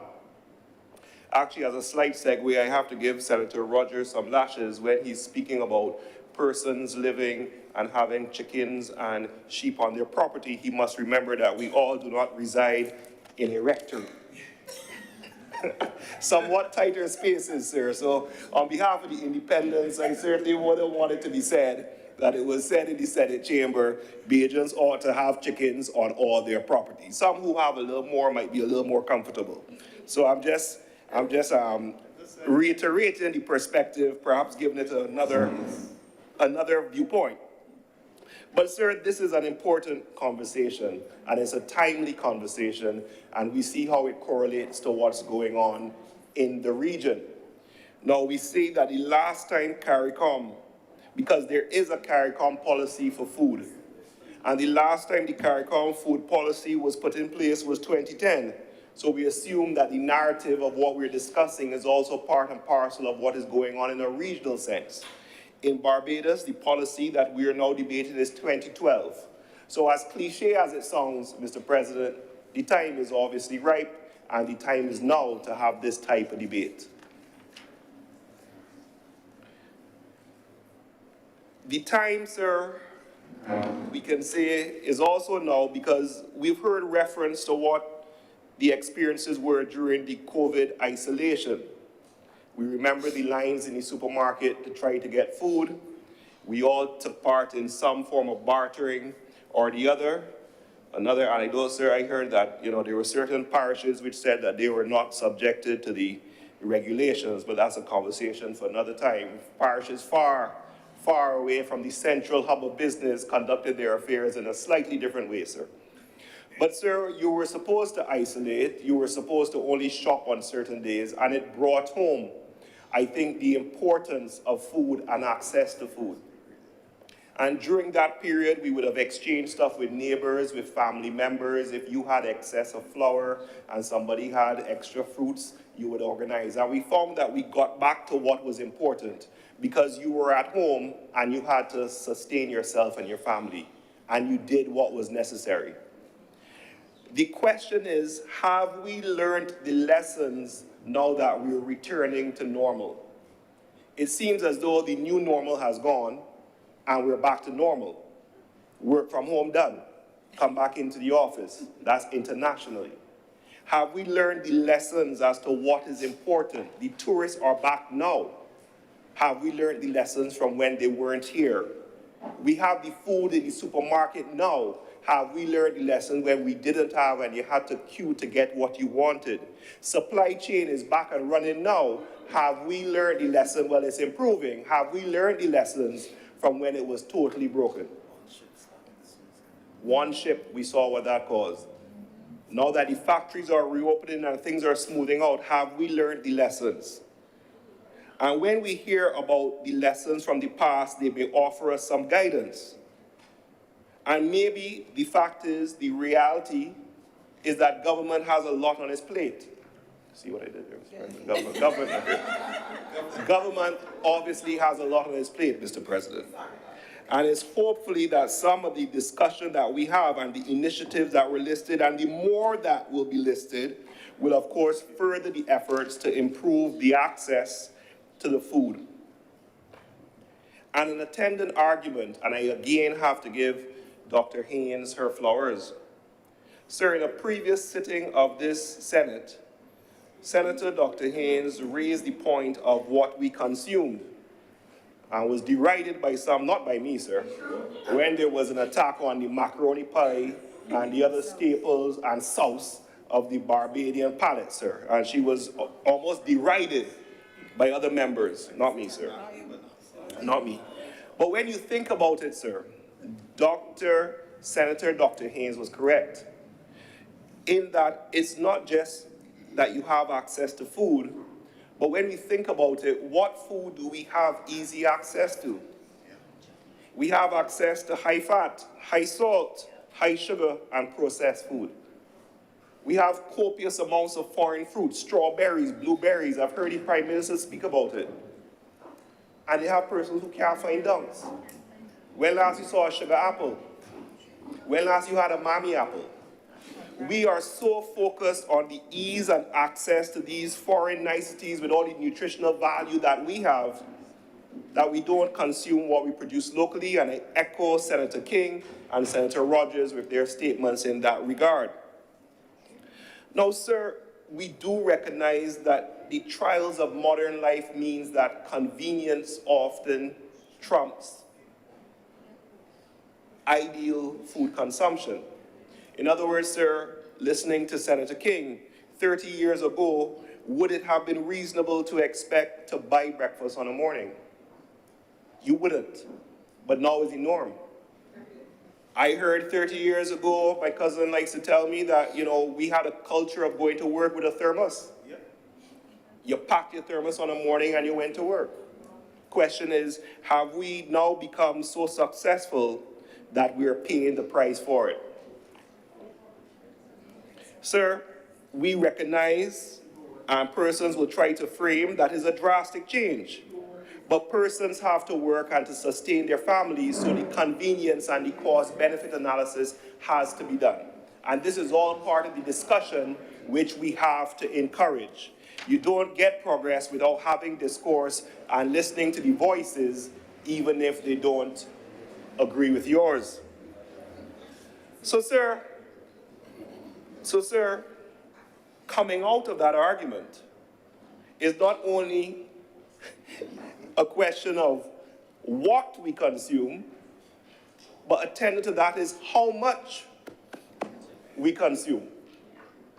And we need to recognize that the concept of diet and nutrition and teaching it in schools, when we look at, we were taught the food pyramid and you lay on your plate and you put everything like that, the science has moved on. And in terms of portion size and what we consume and how we consume it, all this is part of the narrative that we have to have. So, sir, all these points being stated, all these points being said, points to one: recognition.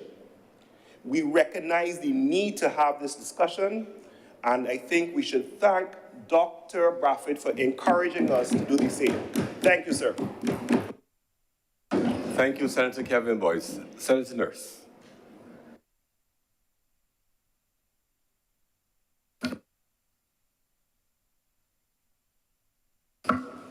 Thank you, Mr. President, for affording me the opportunity to participate in this debate on this resolution, which is extremely timely, I think, and I join in the chorus in congratulating Senator Dr. Braffett in bringing such a resolution at this time. Mr. President, the fact is that, we have, and when I say we, I speak more of Barbados, I talk about Barbados and previous administrations, have in the past produced policies which encompass several, if not all of the things that have been debated and spoken about during this debate. As recently as 2015, I believe it was, we would have presented to the FAO a policy paper on agriculture in Barbados and food security.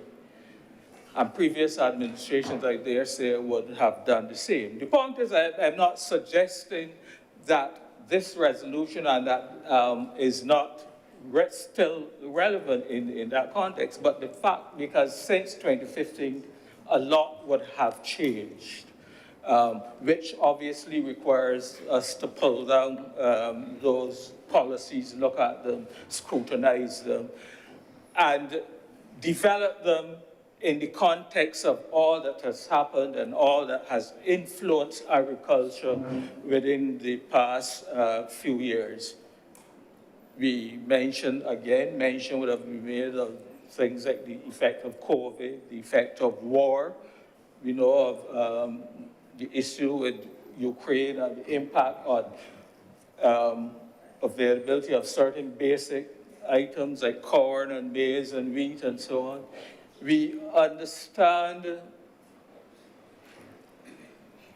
that all of these things now have to be examined and analyzed in the context of all of these changes. Added to that, Mr. President, within recent times, we would have had the floods in Pakistan in 22, for example. We would have had issues of drought in parts of Africa and so on, which all of these things which would have impacted on how we must look at our policy going forward. But integral to that policy, Mr. President, and I think I may have raised this point before, is looking at the aspect of our physical development plan and how we understand how we are going to treat agriculture within that plan. The physical development plan, I think it was 2013, mentioned that there was something like 40,000 acres of agricultural land available. The draft plan 2017, which hasn't yet been presented, I can only identify 28,000 acres. So that within that short period of time, Mr. President, we recognize what a substantial portion of our agricultural patrimony has evaporated or gone into other activities. I dare say a majority of it would be in things like housing and so on.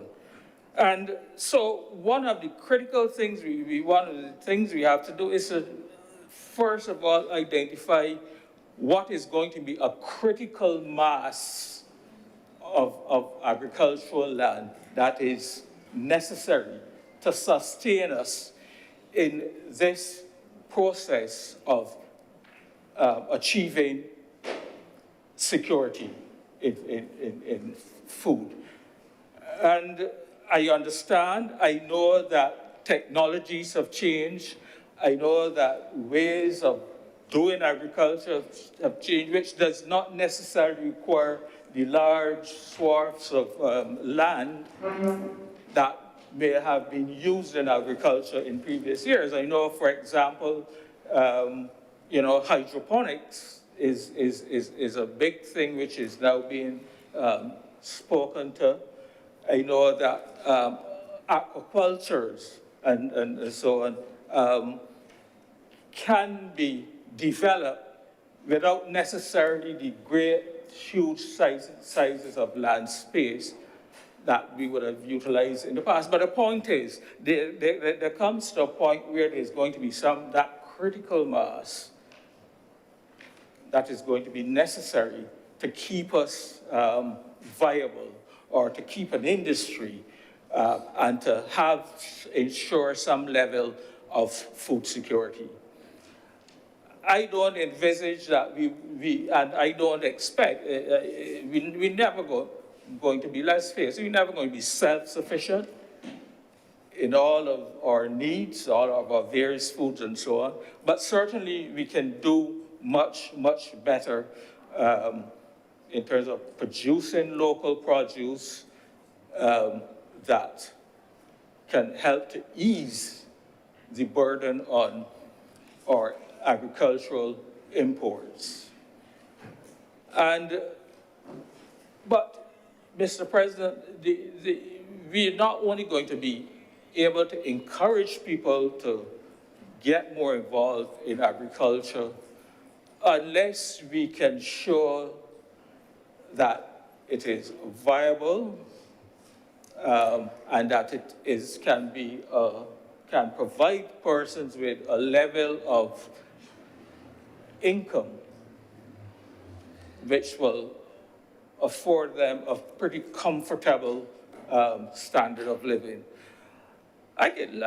Just to digress, to give you, to maybe make it a little clear what I'm speaking. I remember in the early 90s, when I was still gainfully employed, and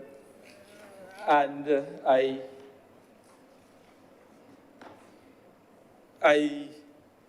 worked for the firm for which I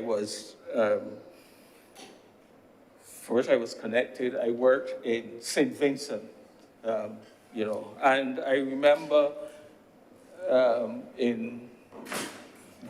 going down to St. Vincent and sort of being taken around and introduced by the local staff in the office. And they drove me along, for example, around the island, and we passed along on the leeward coast. And we looked up into the mountains, and I saw all the greenery. And they said, well, you know, up there, a couple of years ago, all of that used to be bananas. But, you know, every week, the farmers would reap their bananas, drive them down in their lorries to Kingston to deliver to the geese boats. And, you know, quite often, because of some little imperfection or something in the fruit, the whole load was rejected and, you know, left the farmer out of pocket. So they said, you know what, they asked me, you know, you recognize what that is, all of that greenery is up there?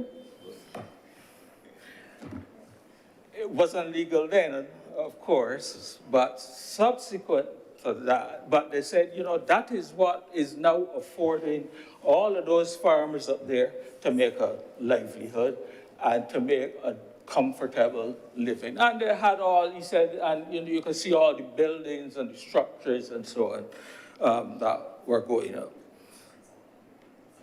And since that time, of course, we have seen how marijuana, albeit medical marijuana, has now become entrenched in a lot of the legislations around the Caribbean. And so I'm suggesting that what needs to happen is to be able to identify the areas of agriculture and things that can be done that can afford our farmers and others who are interested to be able to make a decent living.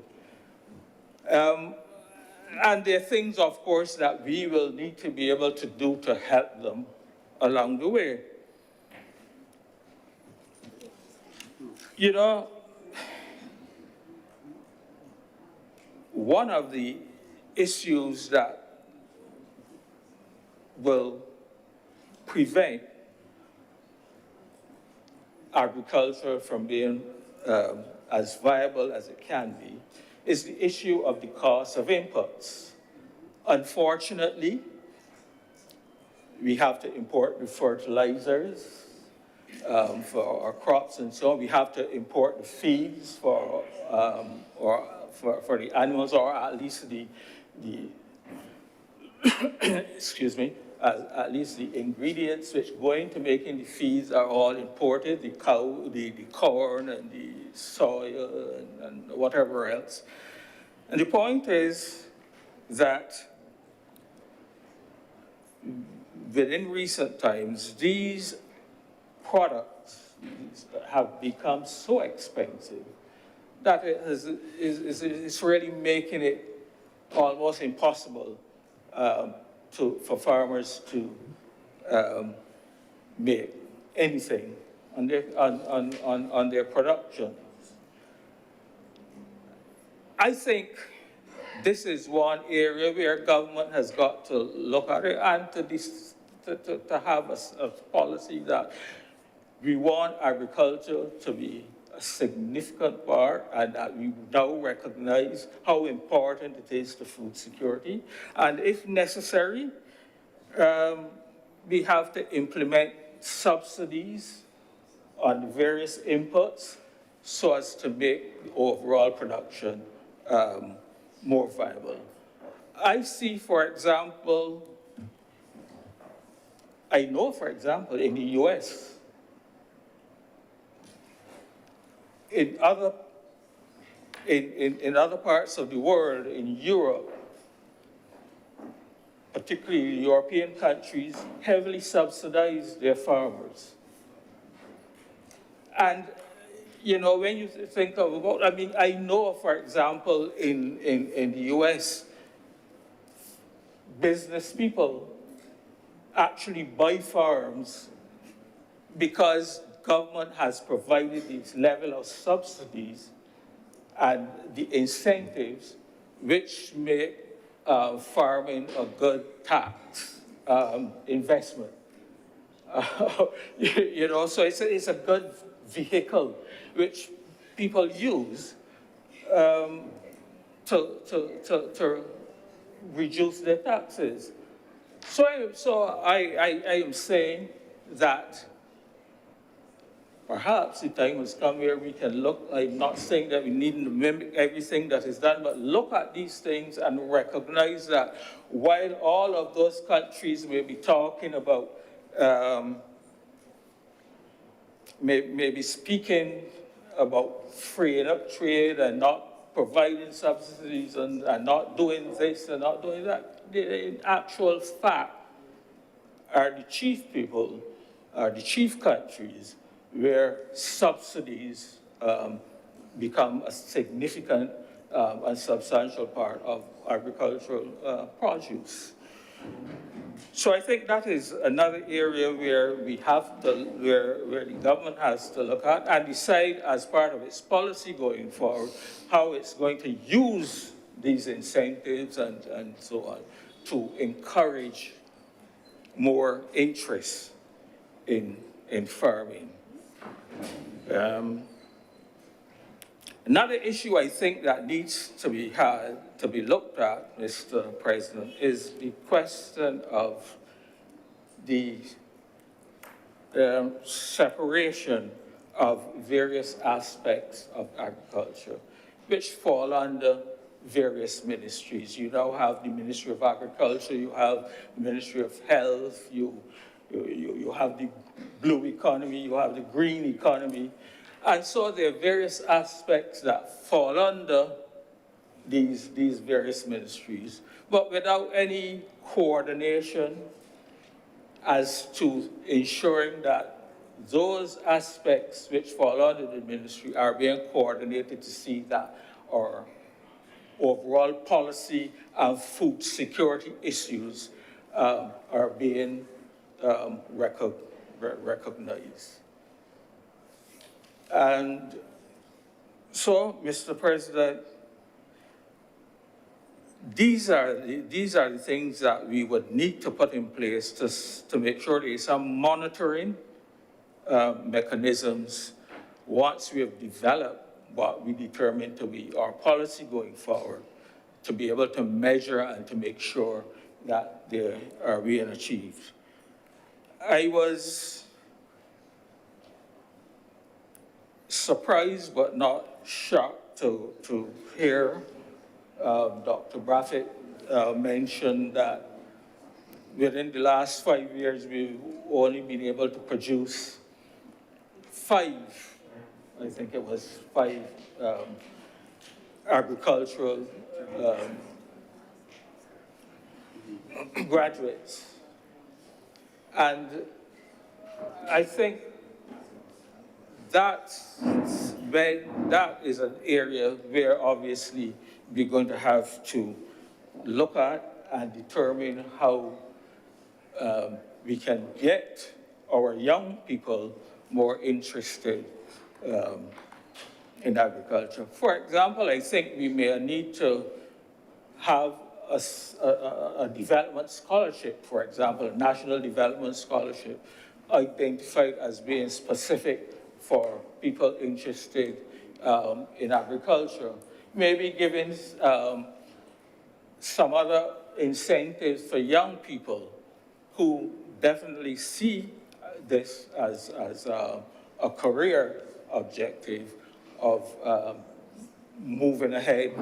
And, you know, the interesting thing is that years ago, the Ministry of Agriculture was staffed with probably the most qualified technocrats in the civil service. You know, we used to say that there are so many foods in, you know, the Ministry of Agriculture. All the technical people were PhDs. And so we're not probably going to get back to that stage because obviously so many things have turned the young people off of agriculture. But I dare say that if government can provide that kind of policy framework, we may be able to get the number of graduates per year increase to satisfy our requirements for that level of technical expertise and so on. So, Mr. President, what I also want to mention is that we've heard a lot said about and mention made about the fact that we seem to be moving towards the issue not being so much about food, sufficient food available, but the nutritional value of the food available. And perhaps some of it has to do with environment. You know, it is easy for working people, when you leave work, you rush to a fast food outlet and you pick up your dinner for you and your children. So if that is how you are moving forward, and if then it means that we are not creating the environment within the home to encourage our children to have other viable and nutritious foods available. And so, again, we need to look at that area. We need to see how we can educate our children. We need to see how we can change our meal programs provided in the schools, for example, for our students, so that they are geared towards more healthy foods and ensuring that once these things take root, then I think we will solve part of the problem in such a high dependency on non-nutritional value foods. And so, Mr. President, there's a lot of work to be done. Unfortunately, we usually, and administrations, and I'm not blaming this administration or any particular past administration or another, but administrations generally tend to produce these lovely policy documents which are presented at the international forum and so on. And then we come home and, you know, they're put on the shelf and they never implement it. And so if we are going to be really recognizing and becoming now serious, recognizing how the various catastrophes and the pandemics and so on can affect food security, then we need to be serious. We need to see the Ministry of Agriculture not as, you know, it seems not to be able to gain the kind of level of respect and so on that other ministries that are considered to be, you know, the high end, if you like, ministries. And we need to get that idea that agriculture is not important, it's just something we do because, but that we see it as a significant area for the development and for, more importantly, leading to a certain level of food security as we move forward. And so with those few words, Mr. President, I am happy to support this resolution, and I thank Dr. Graphic for bringing it to our attention. Thank you very much, Senator Nurse. Senator Cummings. Mr. President, I beg to move the suspension of the sitting of the Senate for lunch for a period which will bring us back at 2:45 p.m. The question is that this sitting be suspended until 2:45 p.m. today. Honorable senators in favor, please say aye. Aye. Those against, please say no. Methinks the ayes have it. The sitting is therefore suspended until 2:45 p.m. today.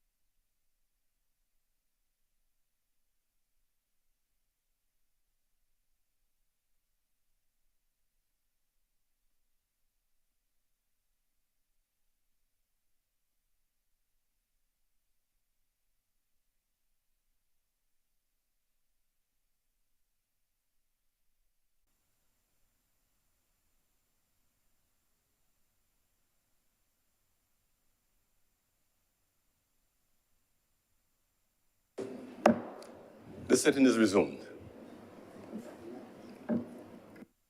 Senator Tate. Thank you, Mr. President. This afternoon, sir, I simply want to stand and join my fellow colleagues in the Senate in supporting the resolution that was tabled by Dr. Brathwaite, and to say that I stand in agreement with the sentiments generally of the senators herein, and it's my pleasure to support this resolution. Thank you, Mr. President. Thank you very much, Senator Tate.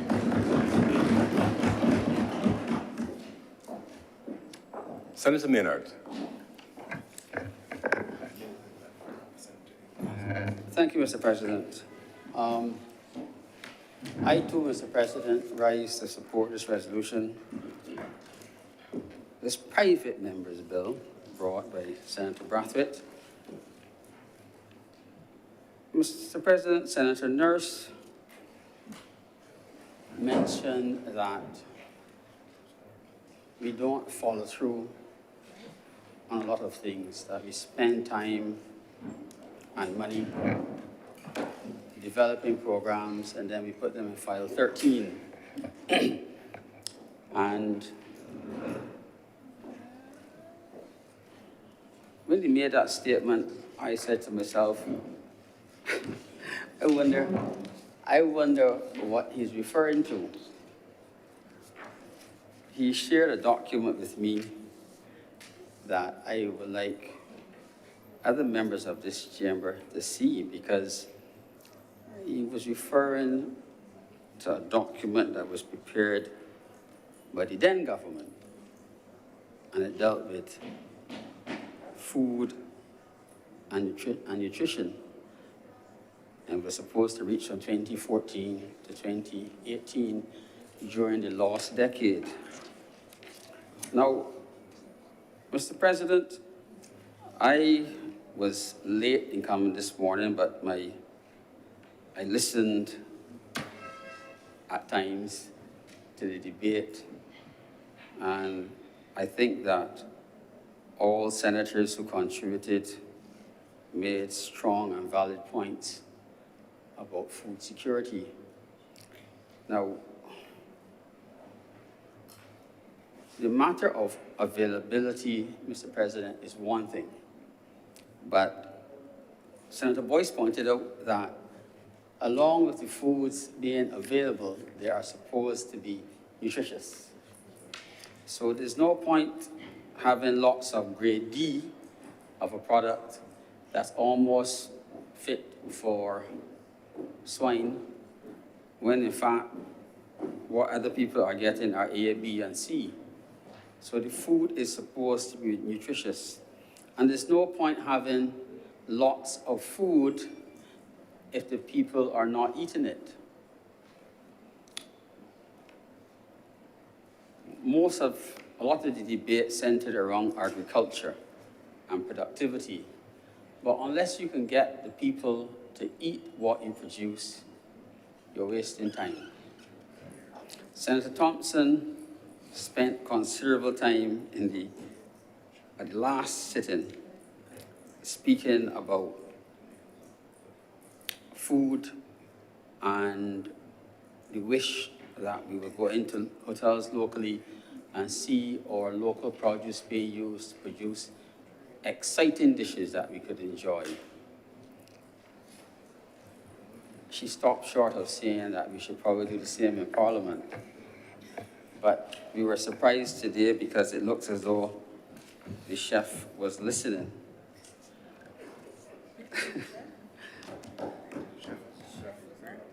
Now,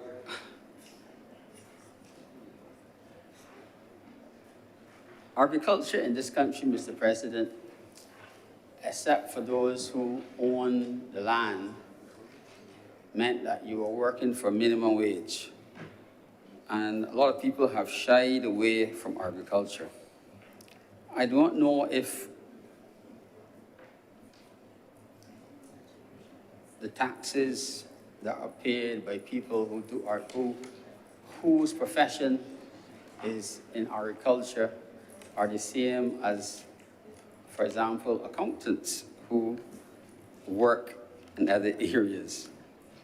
But there are countries in which almost everyone who has had a successful career in some area is also registered as a farmer because there are advantages.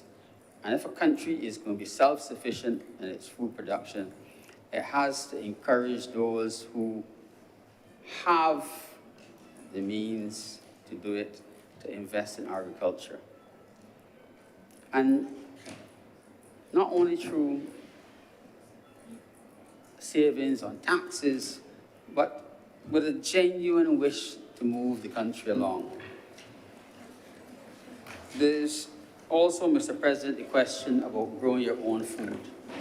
I think most people in this chamber, well, with a few exceptions, would remember the days when your parents or your grandparents grew some aspect of their food. And those of us who had the privilege of growing up in villages like myself knew the value of a breadfruit tree. And everyone had one. Or if you didn't have one, you had access to breadfruits for free. So we need to come up with a program that encourages people to plant trees, and plant food, not just that will grow in 6 weeks, but at 60 years on will still be producing fruit, Mr. President. Senator Braffett talked about Why are we not planting fruit trees and coconut trees in the Scotland district? And he's right. Why is there so much river ptarmigan growing? I listened, well, sorry, I didn't listen. I saw, Mr. President, on social media, a comment attributed to a minister complaining about tracts of land that were leased for agriculture that were fallow. And it was considered to be a wrong thing to do. I would like to advise that it is important to leave land fallow sometimes. And there are agricultural communities in which you get tariffs, you get these subsidies for leaving your land fallow. And you get tremendous subsidies for leaving sections of it fallow. There's nothing worse than having a monoculture. You do not want to see all grass or all carrots for miles and miles, because when disaster comes, it will be a disaster. Biodiversity is important. So I would like to advise her that there are times when you want to leave the land fallow. It has to recover. So I totally disagree that all the land should be worked all the time. You have to leave some fallow. Yes, you need to cycle it. You need to have some fallow and some cultivated and rotate it. But the notion that you will repossess land, sir, because it is fallow is wrong. You have to understand why it's fallow and everything else. And, Mr. President, you may have land fallow because the monkeys are eating all your crops and you have no recourse. You might be borrowing money or taking your own money, investing. And at the end of the day, the African green monkey is taking your crops, and the other forces that come with trucks are taking them too. So there are lots of reasons why land might be fallow. Now, water, Mr. President, we spoke about agriculture in this country and producing food, but water has always been a problem. Mr. President, and I am thankful and I want to congratulate the government for the efforts it's made to make water available to the small farmers.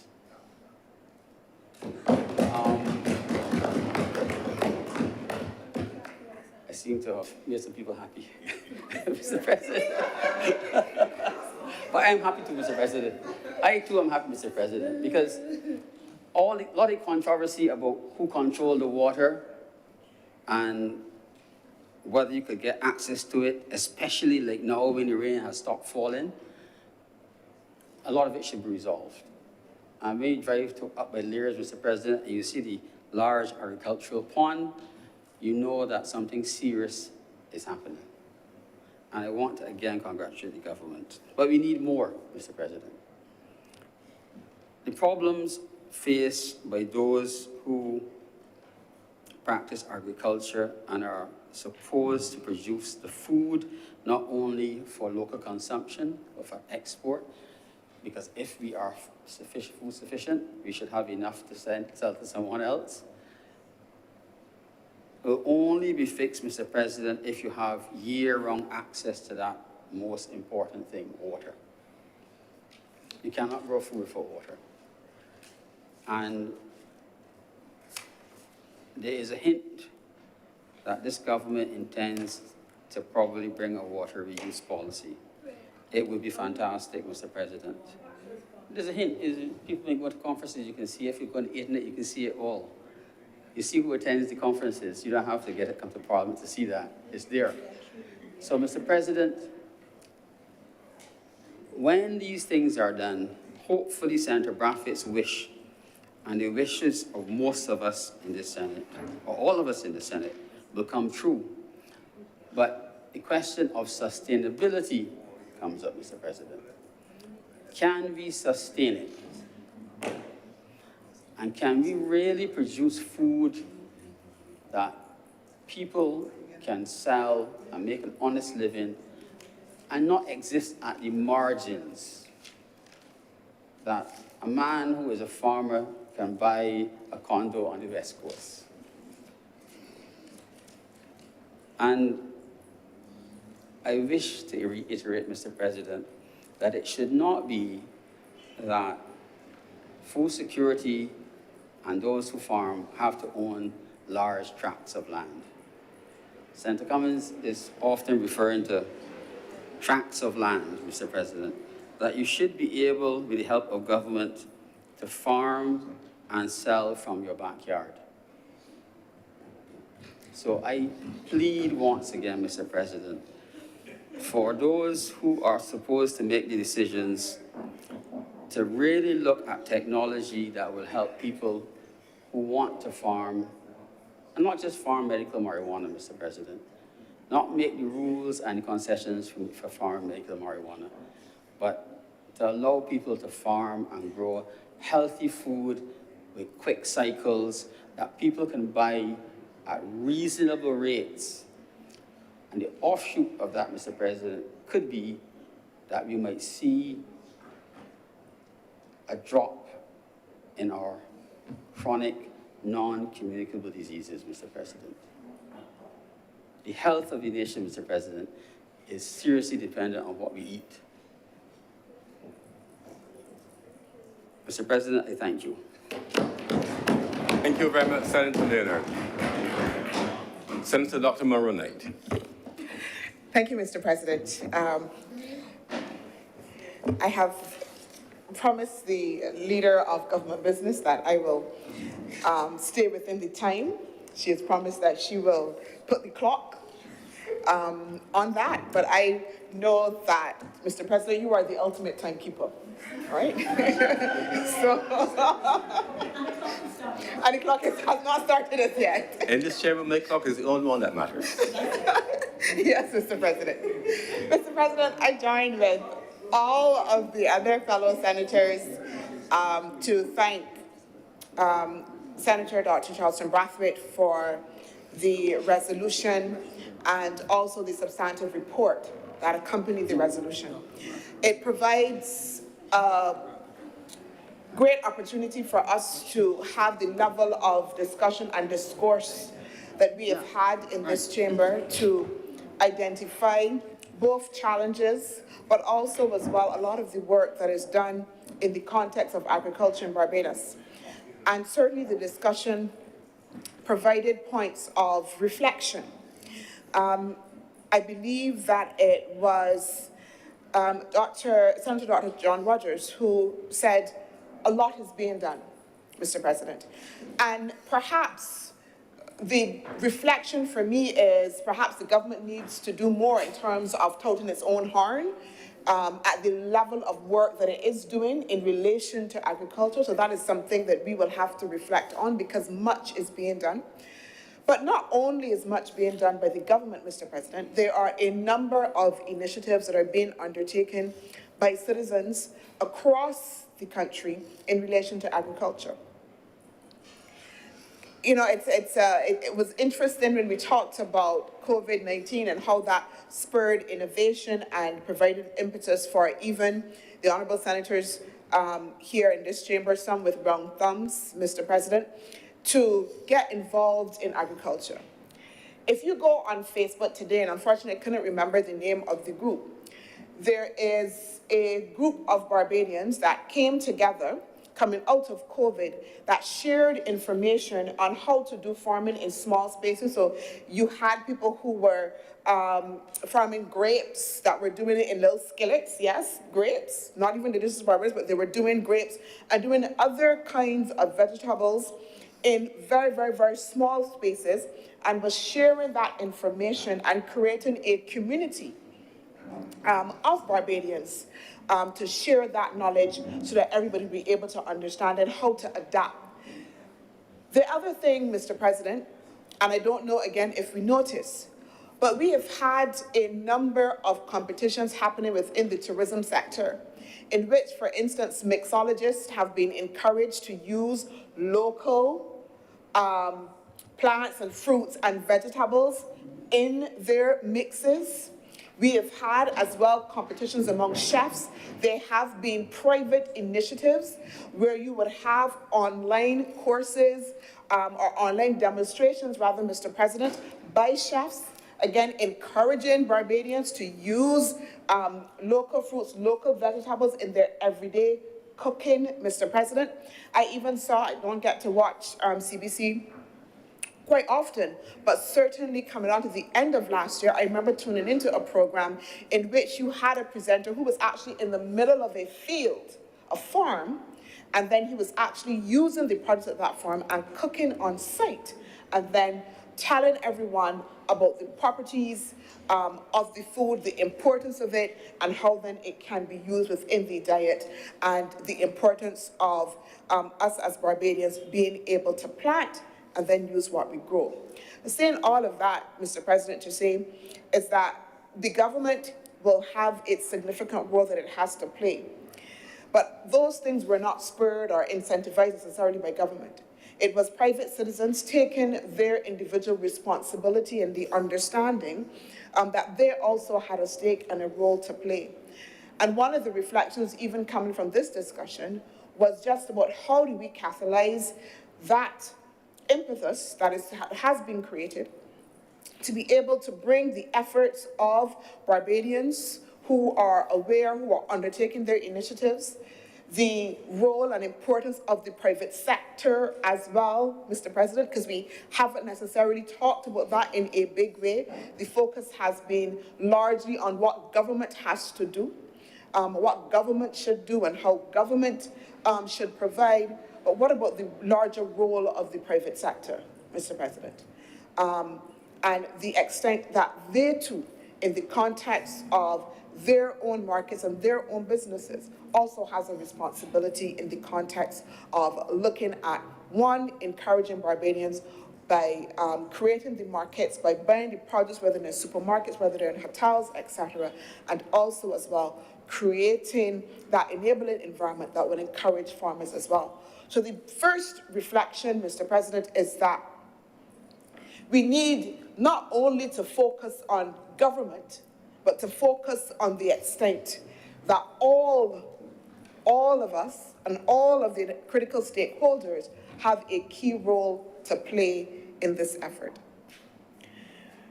The next thing I want to say, and I probably will start from where Senator Malalou started when he talked about the environment.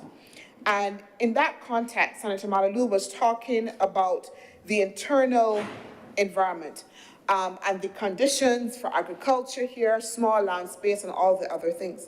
But there's another environment that's equally important, which is the international environment, yeah? And I know that in the context of the resolution, we talked about COVID, we talked about supply side constraints. But there's a larger context of how, as a small economy, we have been inserted into the international trade arena. And that itself has also circumscribed the policy space for us in the context of agriculture. Mr. President, you know, when you begin to have this discussion and people will call you, conspiracy theorists and, all of these things, but there are ways in which the international system has worked to make sure that small economies are inserted into the world economies in ways that are not enabling, in ways that ensure that our competitiveness or our lack thereof is further marginalized or further exploited. And certainly in the arena of international trade, we've experienced that. There was trade theory that talked about the whole notion of sunset and sunrise industries, yeah? And in that context, agriculture was seen as part of the sunset industries and services as part of the sunrise industries. And when you had that overarching theoretical framework, that then influences national policy and praxis as well. Because we were encouraged within that context of that theoretical framework to then not prioritize agriculture because agriculture would not yield the results for our economies and to move towards services, tourism, and there was a whole international trade framework built out around the modalities for services to be able to be delivered. We had within the context of the World Trade Organization as well, and we talked about that quite a bit over the last couple of weeks as we talked about having to meet standards, meet international standards. But the World Trade Organization essentially provided trade rules that at the very onset, for small economies to be able to meet the standards and meet the requirements were extremely difficult. So we moved from a situation in which we were given preferential access for our bananas, our sugar, our rum to a complete liberalized framework, which now meant that, again, small economies had to then to be able to trade at the same level as bigger economies with greater capacity, greater funding than we did. So that even in the context of rules around things like subsidies, which are extremely important, because within the World Trade Organization framework, Mr. President, we started at the place where, as we know, as small economies, we have to be able to support our sectors, support our industries. And within the World Trade Organization, there was a move to circumscribe how countries, nation states, independent nation states, in the context of the World Trade Organization, could provide subsidies. And that created a particular smaller policy space for us as small states. So that within that context, you would see, Mr. President, where there were some subsidies that we were accustomed to providing, that within the context of the WTO, they now call them non-tariff barriers, yeah? And because they were called then non-tariff barriers and placed in a number of different boxes, because the tariffs, the subsidies were identified by different boxes. You had green, you had amber, and different kinds of boxes. It circumscribed what we could apply. But at the same time, you had the same industrialized and developed countries that were telling us about subsidies and about how they should not be applied and how they were trade distorting, were themselves finding ways to circumvent the system and provide subsidies to their own markets and continue to do so at a scale, of course, which we can't. So that we have to make sure that we understand that context as well. Understand what it meant for banana farmers, yeah? To then have to be able to compete now in that international framework, and I talked about it before, Mr. President, when you now had the introduction now of these sanitary and phytosanitary rules that were applied that make that as a farmer, I am accustomed to shipping my bananas, that now these rules were saying one spot and one speckle that they could be refused. And then having to build that capacity over time in order for us to be able to meet the standards. So we did not start, Mr. President, all at the same place. And that is important, so that when we talk about why certain things are in place and why we aren't moving, why we're not exporting enough, that we have to make sure that we have, I think Senator King talked about it, let's have a big, honest discussion about the real challenges that small economies like Barbados face in the context of its agriculture. And I believe I would have said it before, Mr. President, I remember being very intricately involved, again, in the WTO trade negotiations and hearing from myself a negotiator indicating that it is an anachronism of bygone days for small economies to think that they should feed themselves, yeah? To feed themselves, because it would be cheaper for us to be able to import. Theory influencing policy, influencing praxis, Mr. President. So that we operate within the context of that overarching international trade framework that is unfriendly to developing countries. It is through the assistance and work of partners. And Mr. President, I want to recognize AICA, I want to recognize the FAO for the tremendous support that they have given to Barbados and also other countries within the Caribbean to assist them in order to be able to compete to scale, to reform and ensure that we can adapt to meet the requirements of a modern agricultural system. Mr. President, I want to talk about the innovation that is happening within the agricultural sector. Again, I think that was one of the overarching themes that we heard in the discussion, the need for technology, the need to make sure that we are interesting young people and having a modern agricultural system, and this is also reflected quite broadly within the resolution itself. I want to indicate that the Minister of Agriculture and Food Security had actually publicly indicated that the ministry would be looking to develop an innovation center within the ministry. It was looking to be able to work with a funding partner in order to deliver this innovation center, Mr. President, and that innovation center will be able to, and I'm quoting from the minister, it will be possible to travel through fields planted with crops, manipulate models that simulate the impact on the crops from water, light, and fertilizers as well. The minister also spoke to the development of digital fabrication laboratories as well, which will be created to reduce the digital divide and increase the development of technological solutions, especially in the agricultural, tourism, and agribusiness sectors as well, Mr. President. So a lot is happening in the context of innovation and technology and digitizing as well the business of agriculture. Similarly, Mr. President, in 2021, the government would have signed MOU with a company called Agribusiness.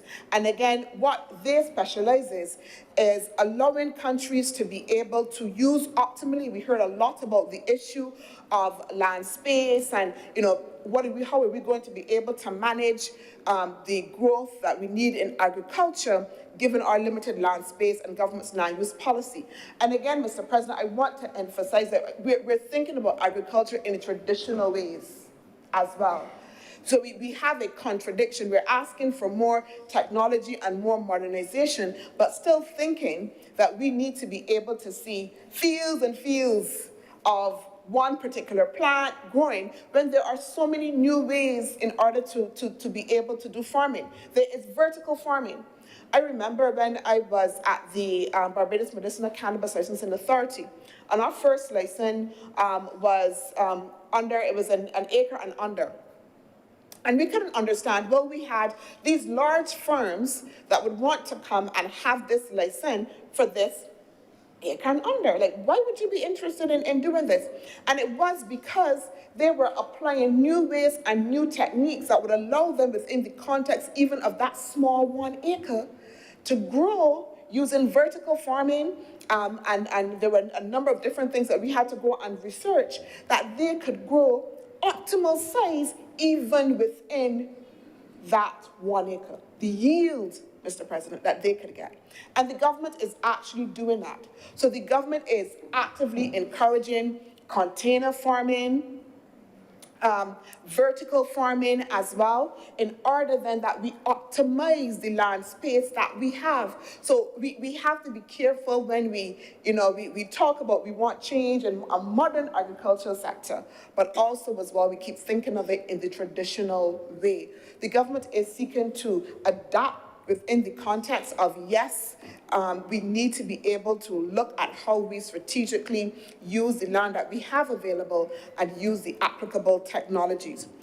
On the issue of technology, Mr. President, I want to also indicate that Caribbean Export as well, through their life sciences program, have also taken a technological and digital approach to agriculture. And they have actually identified, and again, somebody was asking, I believe it was Senator King, why are we not using the local plants that we have to scale and then to be able to export? Caribbean Export is actually doing exactly that. Through their life sciences program, they have done analysis, Mr. President, and sorry, I'm trying to find the right side of my phone, and they have identified a number of different plants that they will create what we would call or create a ring fence about, and then encourage for further scale in export and also export investment with. So they have identified, Mr. President, aloe vera, sunflowers, coconuts, as well, sweet potatoes, Mr. President, as well, sugarcane, medicinal cannabis. So these are things that have been studied and research and assessments have been undertaken. And Caribbean Export will therefore be creating a system in which we can work with these areas, applying technology, looking at how we can make sure that there is optimal growth, optimal scale as well, working with the farmers and those within the sector in order to make sure that we can build an industry in these areas. So we are taking a strategic approach in relation to agriculture and identifying key plants that we can use and using, again, a technological approach for scale. I want to identify, we've talked a lot, Mr. President, and I agree completely in terms of learning from others and learning from other approaches there. And the discussion, also, again, another point of reflection, coming out of the resolution itself, which referred a lot to CARICOM, what was happening at CARICOM, and how we need to be able to work together to scale. But also noting as well that CARICOM leaders agreed to agricultural and food security policy 25 by 25. Yeah, so not 30 by 30, but 25 by 25, which is something that Barbados is looking to make sure that it implements. And what that is the identification of particular vegetables and fruits across the region that we can grow to scale in order to replace our imports. And Mr. President, that is happening, and I believe that in the last session, I would have actually listed all of the ones that Barbados in particular identified.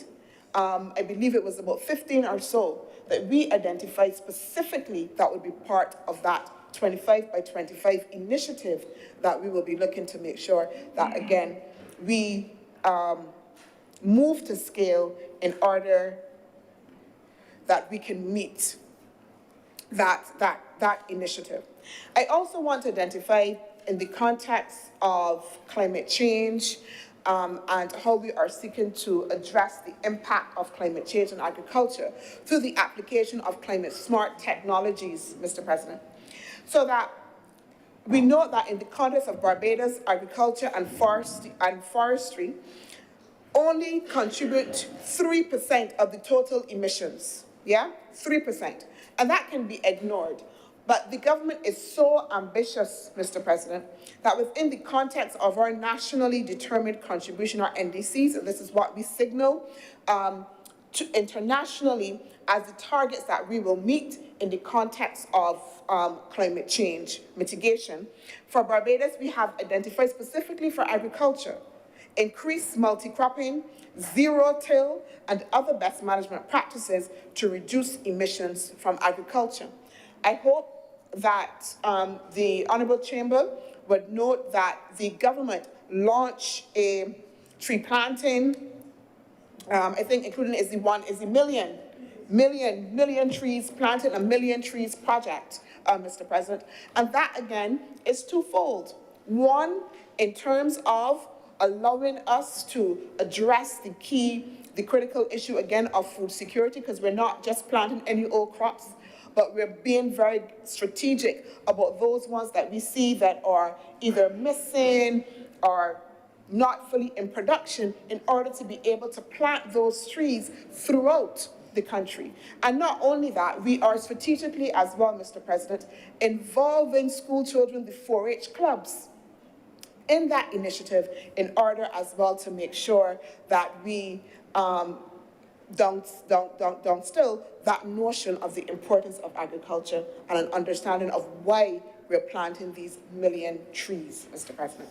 And even though that may seem to be a small thing, it is substantial. The Ministry of Agriculture as well has noted the importance of making sure that we inculcate within our schools, again, putting together the notion or the challenge of healthy eating, dealing with the issue of obesity, as well as making sure that we can have our children understanding the importance of agriculture, have been encouraging schools to take up agricultural projects. And, Mr. President, we note that the government is to receive a number of shade houses from the government of Guyana under the agreement that we have, and the ministry has indicated that a large portion of those will go to schools across Barbados in order to encourage production from within primary, Mr. President, and secondary schools. Yeah? I want to note as well, Mr. President, that we talked a lot about nutrition and nutritious food and making sure that people have access to good quality food. And again, I want to identify that particularly the Ministry of Health, the minister have just recently announced that by 2024, Barbados will be looking to have legislation to eliminate trans fat, from food. We note as well that the Ministry of Education has enunciated a nutrition policy for schools to, again, to encourage healthy eating amongst our school children. So not only agriculture, because if we identify just the role of agriculture, then we've only just touched one part of the challenge. But we've gone further and brought to bear all of the critical ministries that are going to be important in this process. So the Ministry of Health in terms of doing that part, and then as well the Ministry of Education as well, Mr. President, so that we are creating a full nexus within that context of how we address the issue of obesity, making sure that there's nutritious food, making sure that there's an understanding of why we need to be able to have nutritious food and all of those things. I want to note, Mr. President, and I'll wrap up very quickly, that while I was here, I went on the Government Information Service site, I went on the Ministry of Agriculture site, and one of the first things that came up, I put in garden farming. And there was a full tutorial that was there that took you through all of the steps and asked the questions, do you want to start a small garden? This is what you have to be able to do. I want to also identify, as been indicated, that outside of the feed program, which I want to indicate provides training, so it's not just about giving the land, but it provides financial training, it provides the scientific training, it provides all the training for you to understand the business of the agriculture as well. So everyone that goes through the feed program, I can start you out, Senator Drakes. Everyone that goes through the feed program, your first step is you have to go through that training. So it builds capacity for you, Mr. President. So we're not just saying, go take the land, but we are making sure that you understand how to be successful within that context. And the government has also, as well, enunciated a program to encourage backyard farming and actually providing inputs to support that backyard farming, Mr. President. So I'm hoping that we are getting the sense, again, I go back to Senator Dr. Rogers, that a lot is being done. A lot is being done. It may not always be perfect, but a lot of initiatives are being done. The ministry is being extremely careful in the context of its approach to agriculture and building out the sector. And Mr. President, I could go on to several things about initiatives that will actually strengthen the ministry itself through projects with AICA as well. I could go on to talk about the regional collaborations that I've spoken about that's happening with Suriname and happening with Guyana. So tells us that we understand that we have to make linkages to look to bigger countries that have scale that we can export and we can get inputs from as well, demonstrating as well, again, that notion of being able to build scale. I can point, Mr. President, to the work that we will be undertaking with CARDI, which is the Caribbean Institution for Agriculture. And one of the things that we'll be doing under CARDI is germplasm. Again, and under CARDI, there is a plan to make Barbados the center of excellence for small ruminants. So that, Mr. President, there is much work being done. And again, I say that perhaps we need to shout a little bit harder, but at times when you shout a little bit harder, then you're accused of, you know, showing off and all of this. But the government is getting on with the work of producing. Mr. President, I can point to the number of workshops that the Ministry of Agriculture has had, even in the area, and I spoke to it last week, of making sure that people know how to produce natural pesticides, right? Organic pesticides. Workshops, again, so that farmers are exposed to how to apply technology, the efforts at renewable energy, the efforts to make sure that they are using different kinds of techniques, Mr. President, in the context of their farming. I remember it had to be like about 10 years ago under a project. We were working with a particular farm to look again at water management, to look at issues of how they will be able to account for the fertilizers that was being used and having a system to be able to measure, so they could measure their inputs and how it would help them to reduce their light bill. All of these initiatives are being undertaken. As I close, Mr. President, again, I want to thank Senator Dr. Charleston Brathwaite for the resolution and for providing, as I said before, space for this conversation. But I also want to highlight that the government is paying attention to agriculture. And Mr. President, again, I am hamstrung by the time, but every time I want to start, I'll find another initiative, because I could talk about the support that we have given, the millions of dollars that we have provided in support for the poultry sector. I could talk about that when we talk about the fact that government isn't prioritizing agriculture, Mr. President. So that the government is taking a strategic approach. The last thing I would say, Mr. President, is where I started, and again last week, transformation takes time. We have to decide as a society whether we only want quick wins, whether we only want the things that can be delivered immediately, or whether or not we will be able to appreciate that investment takes time to produce fruit. And that fruit may not be delivered in the context of one administration, but that the seeds that are planted by one administration will then rebound to the benefit of this nation. And that, Mr. President, is the process of transformation that this government is about in the context of agriculture. I'm obliged. Thank you very much, Senator Dr. Margaret Knight. Senator Dr. Brathwaite, I invite you to wrap up the debate.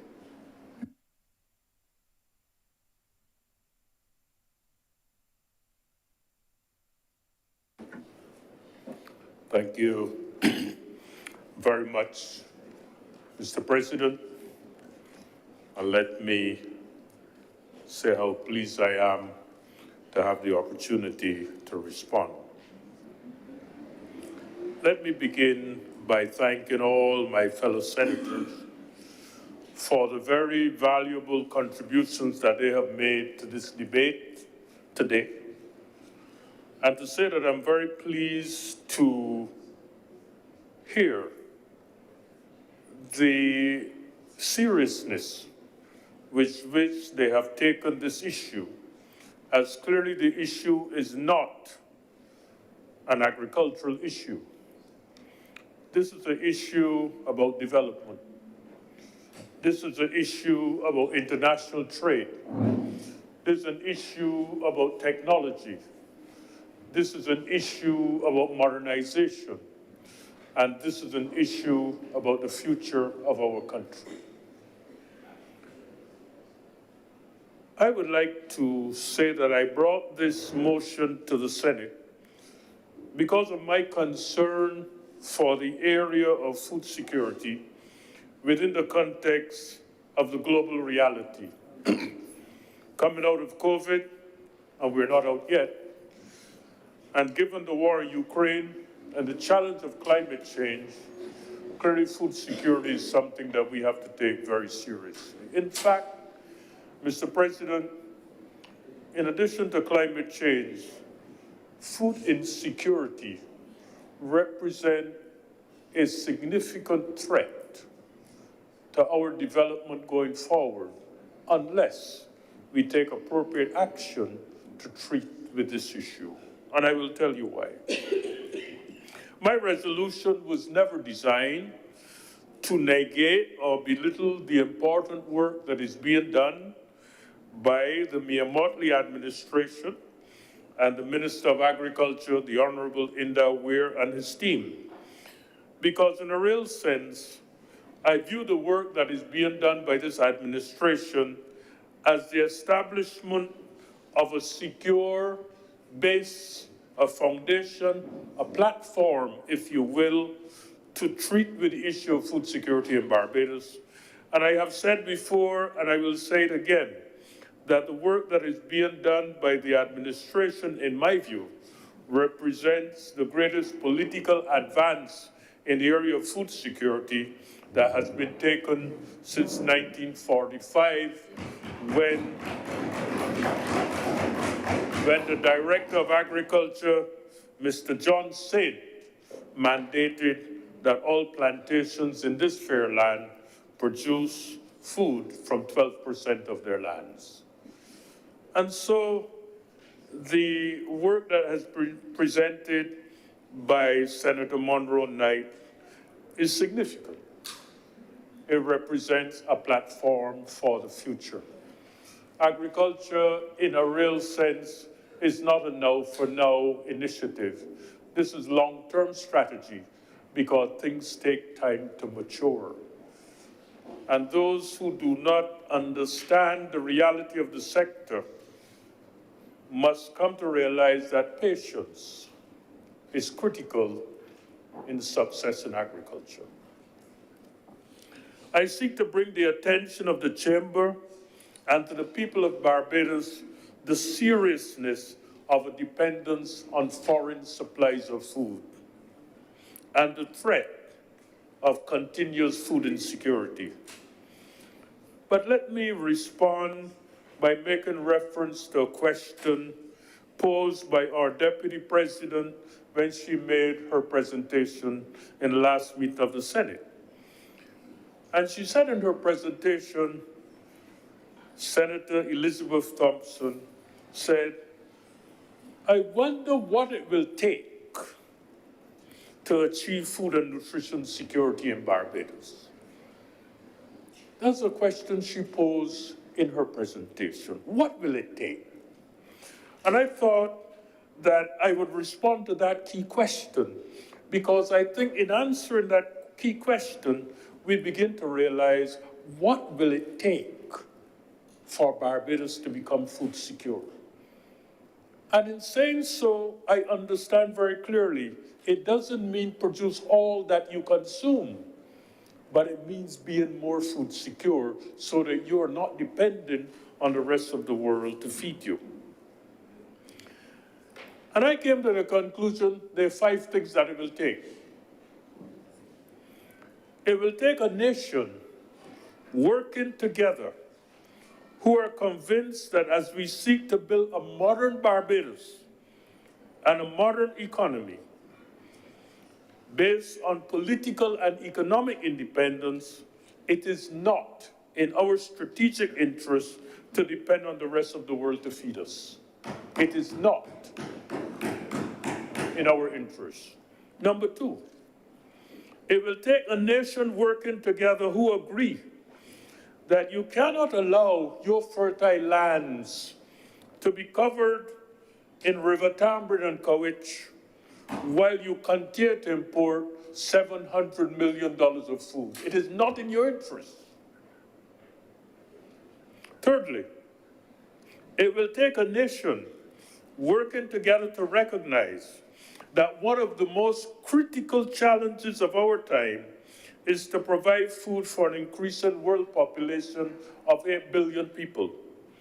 And that, in fact, with climate change and the shortage of arable land, there is the great possibility that there will be great food shortages in the future globally.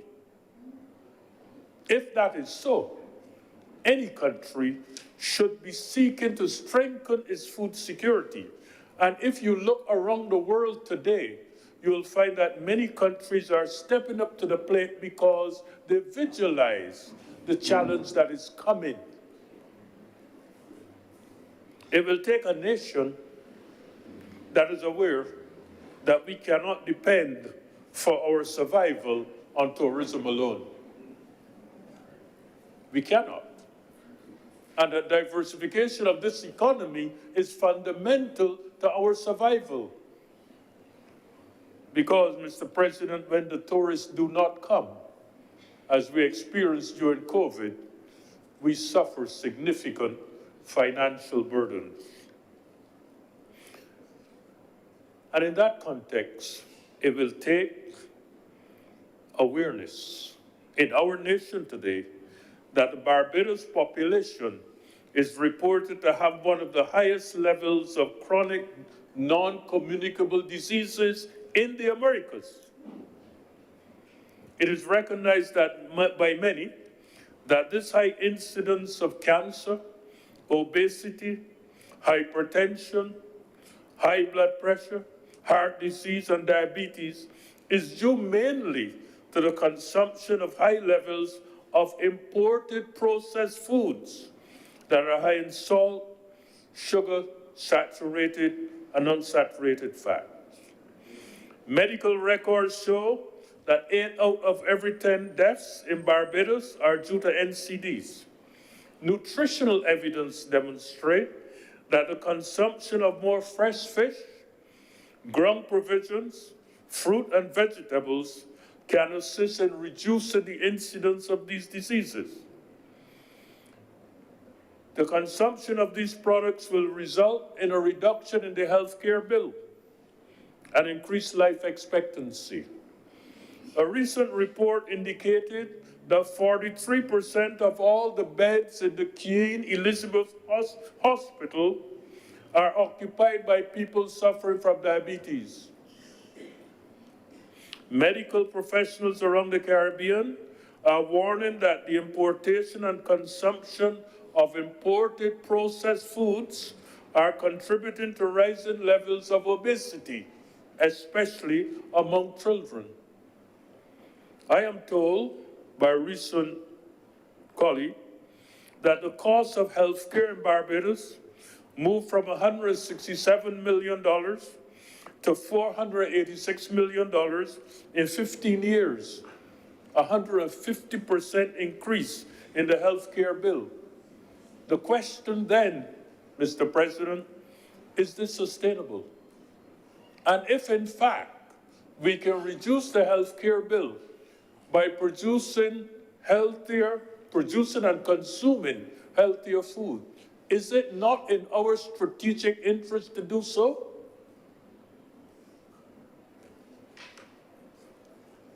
At the operational level, while it is true that significant progress has been made, we need to put more resources into the Ministry of Agriculture and Food Security. We need to recognize that the provision of highly trained professionals, appropriate legislative framework, and respect and support for farmers is important. We need to give priority to support to our farmers in Barbados and less support to farmers in distant lands. If we analyze the food import bill, that's $700 million, we'll realize how many farmers in distant lands that we are supporting and their families. in distant lands. But farmers in this country, we're not doing enough for them. We must remember that this land was a jewel in the crown of the British Empire, not because we possess gold or we possess oil, but because of our agricultural resources. In 1957, this country produced 200,000 tons of sugar. This little country, for the British. Today we produce 10,000, if so much. And there are those who tell us we can't feed ourselves, in spite of the fact that the agricultural resources of this country was a jewel in the crown of the British Empire. Mr. President, I believe that those who import the $700 million of food into this country, and those who benefit from the importation of such a significant amount of food, I believe that they sing a song. To me, they sing a song that has 5 verses. The first verse says, "You're too small to feed yourself." The second verse says, "You are too inefficient and uncompetitive to feed yourself." The third verse says, "You are too water scarce to feed yourself." The fourth verse says, "You had slavery, and therefore you can't feed yourself." And the fifth verse says, "Sell your land to the highest bidder for real estate, golf courses, and hotels, and continue to import food." Mr. President, the time has come to sing a new song. And that song must say that in this land, which was a jewel in the crown of the colonial masters, can produce a substantial proportion of the food that we need if we apply ourselves to the task, and if we develop a modern agricultural sector based on scientific and technological advances that are available today. And some of those advances have been mentioned earlier, and I would like to inform that there are more that can be applied. We can have a modern sector if we train and support our farmers. We can produce competent extension officers, agricultural economists, irrigation engineers, food safety specialists, certified crop advisors, agricultural machine operators, post-harvest specialists, veterinarians, plant pathologists, entomologists, greenhouse managers, and others. We can have a modern agricultural sector if we apply the principles of precision agriculture, mechanization of production, agricultural insurance, vertical farming, biotechnology, genetics, hydroponics, aquaponics, food processing technologies, and if we commit to a renewal of our soils which were exploited. If we explore the economic potential of the Barbados cherry, if we explore the economic potential of Barbados black-belly lamb, if we explore the economic potential of Barbados Sea Island cotton, if we explore the economic potential of the Barbados grapefruit, if we explore the economic potential of Barbados flying fish, and if we use these and others as the basis for local consumption and and possibly for export in food production industries. Mr. President, it's important to recognize that agriculture is not about farming and farming alone. In fact, the analysis shows that farming is only 25% of agriculture. 15% of the economic activity in agriculture comes from input suppliers, and 60% comes from agro-industry. In other words, after you've produced the product, the processing, the distribution, the transport, the storage, the labeling. All of these are jobs. And that is why the developed countries will never stop subsidizing agriculture, because in subsidizing agriculture, they subsidize a significant part of their economy. And then they tell us, don't apply subsidies. Dr. Monroe Knight is right. The conditions of the WTO and the trade liberalization regimes were not in the interest of small developing countries. And we need to understand these things, because if we don't understand them, we'll continue to sing the song of those who support the food import bill. We need to understand a reality that we have to remove the colonial legacy that tell us we cannot feed ourselves. That's a colonial legacy. I would encourage the government and the Ministry of Agriculture to continue the worthy efforts that they are making to dismantle the colonial thinking and the colonial structures that continue to inhibit us from moving forward. We will not be able to move forward if we keep those colonial structures in place that tell us we can't. We can do much better. I call on our farmers to take agriculture more seriously and to run their farms as a business. I call on the universities to do more research and training to help us become modern in our efforts. I call on tourism to establish linkage between agriculture and tourism, and let the people who visit our shores partake of the local products. They don't come here to eat beef from where they came. They would like to taste Barbados black belly lamb. They would like to sample what we have here that is different. Let us promote it, and therefore promote our economy, and at the same time support our farmers.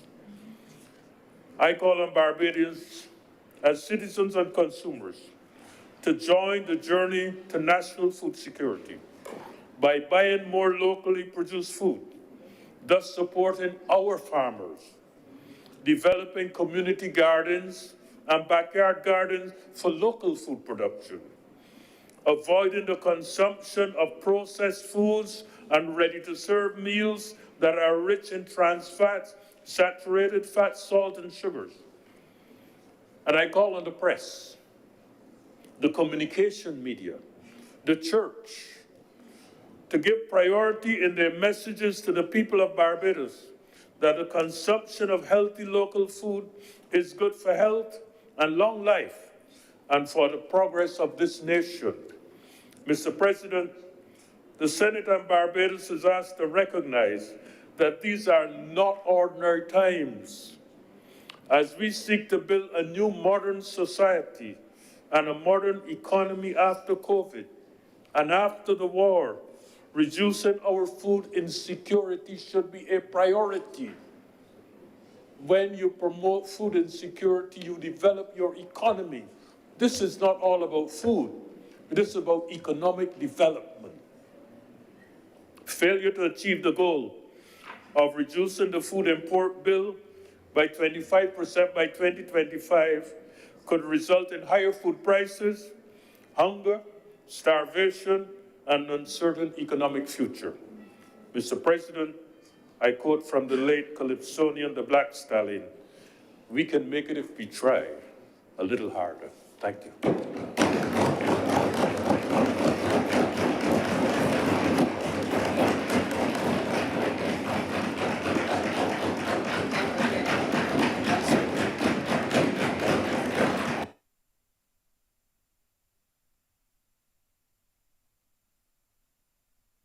Thank you, Senator Dr. Bradford. Could you move the passing of the resolution, please? Mr. President, I move that the resolution be passed.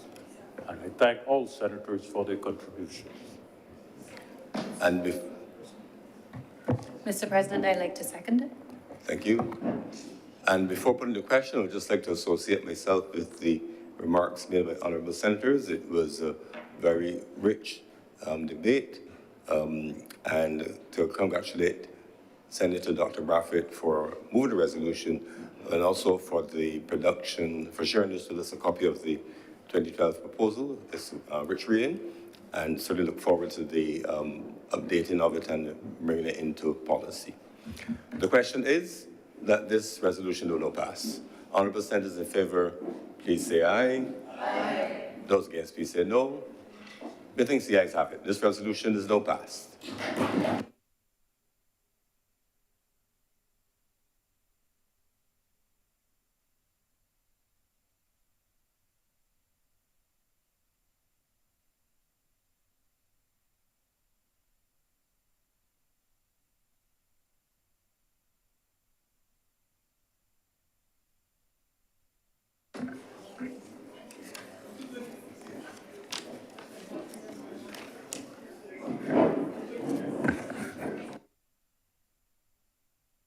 Public business is now the order of the day.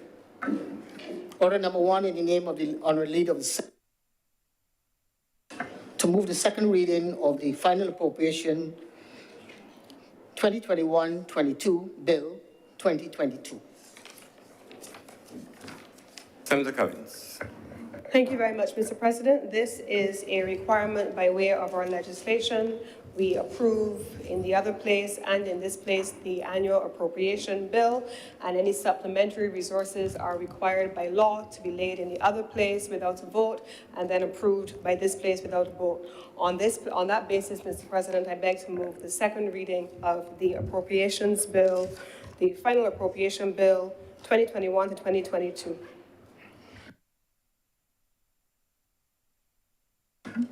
The question is that this, let's make sure I have the order right, that the final appropriation 2021-2022 bill be read a second time. Honorable senators in favor, please say aye. Aye. Those against, please say no. Meetings, the ayes have it. Mr. President, I beg to move that the Senate now dissolve itself into committee for further deliberation of this bill. The question is that I do not leave the chair and the Honorable Senate resolve itself in the committee for further consideration of this bill. Honorable senators in favor, please say aye. Aye. Those against, please say nay. Methinks the ayes have it.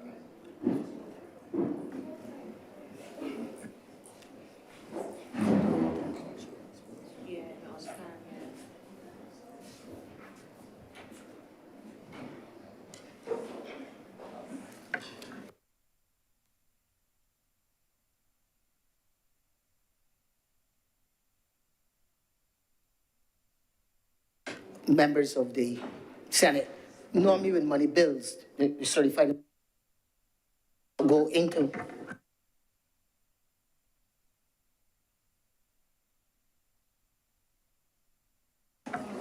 that's why we're going to clause 1.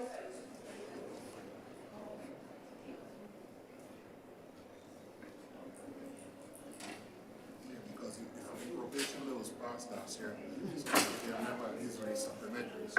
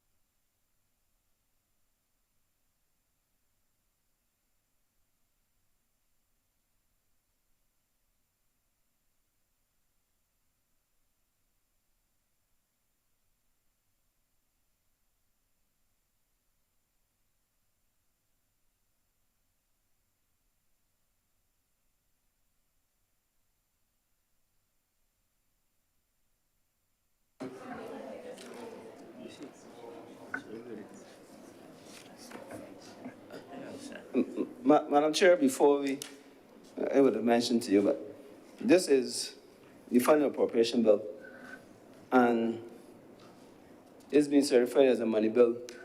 And under our rules, a money bill does not go into committee. And we will go straight to third reading. But because there's an amendment to be made to clause 1, because it has 2022 and obviously we're in year 2023. So that's the only reason we are actually going into committee, so we can make the amendment to the clause. But ordinarily, this would have gone straight from second reading, right to third reading, and then passing and citing. So clause 1. So I thank the Clerk of Parliament for his explanation, as much to members who were a little puzzled over what was happening as to the general public, some of whom pay very close attention to these proceedings and to the processes to ensure that proper rules are being observed. So I think that we are all now clear that this is not a debate, but we will merely be making an amendment that is essential, changing the date from 2022 to 2023. And with that, clause 1. Madam Chair, I beg to move that clause 1 as amended do not do stand part.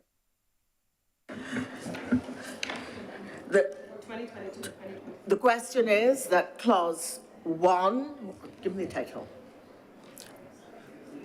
You're just changing the year. 2023. No, it's, No, 23. it's Bill, the 2021, title of the bill, 2020, but the 23. bill is year 2023. Yeah. The question is that clause 1, as amended in terms of the date, do now stand part. All those members in favor, all those honourable senators in favor, please say aye. Aye. Those against, please say no. The ayes have it. Ma'am, just for clarity, the appropriation bill is for the year 2021 to 2022, but the bill itself is of 2023. Just to be clear that way. Clause 2.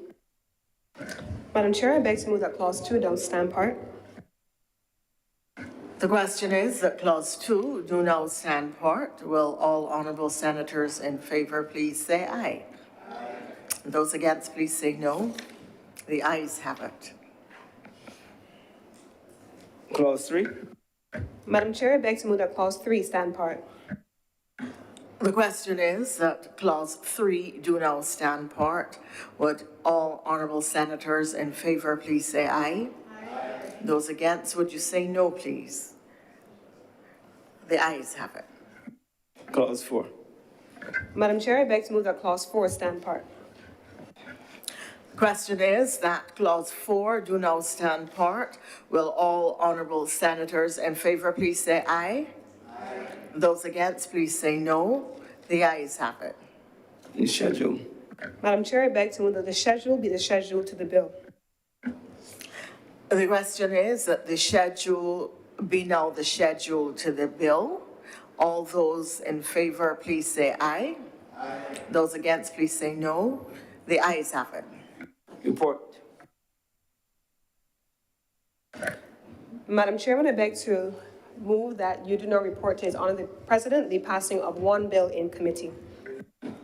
The question is that I do now report to His Honour the President the passing of one bill in committee. Will all, with amendment, will all those honourable senators in favour please say aye? Aye. Those against, please say no. The ayes.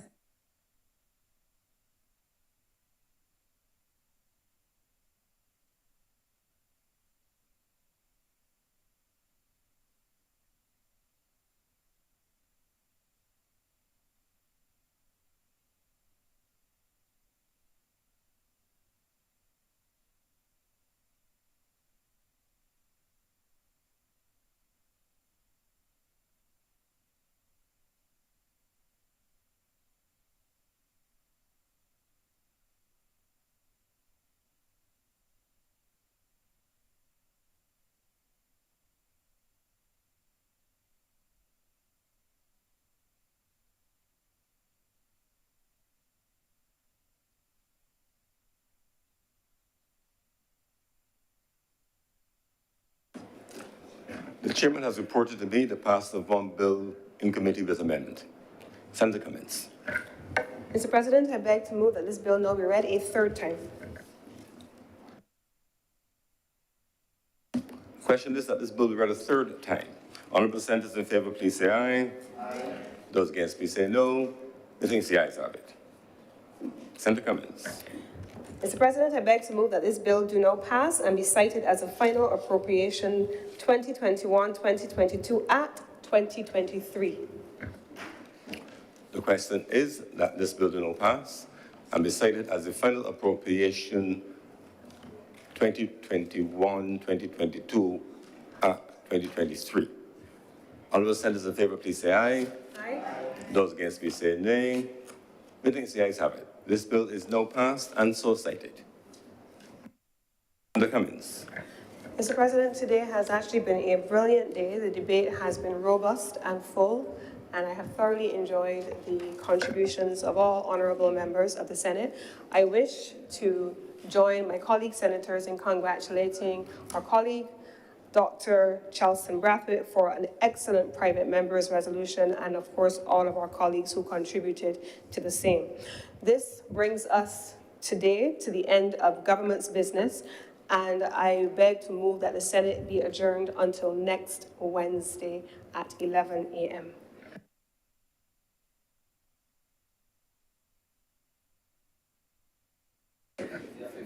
February 15th at 11 a.m.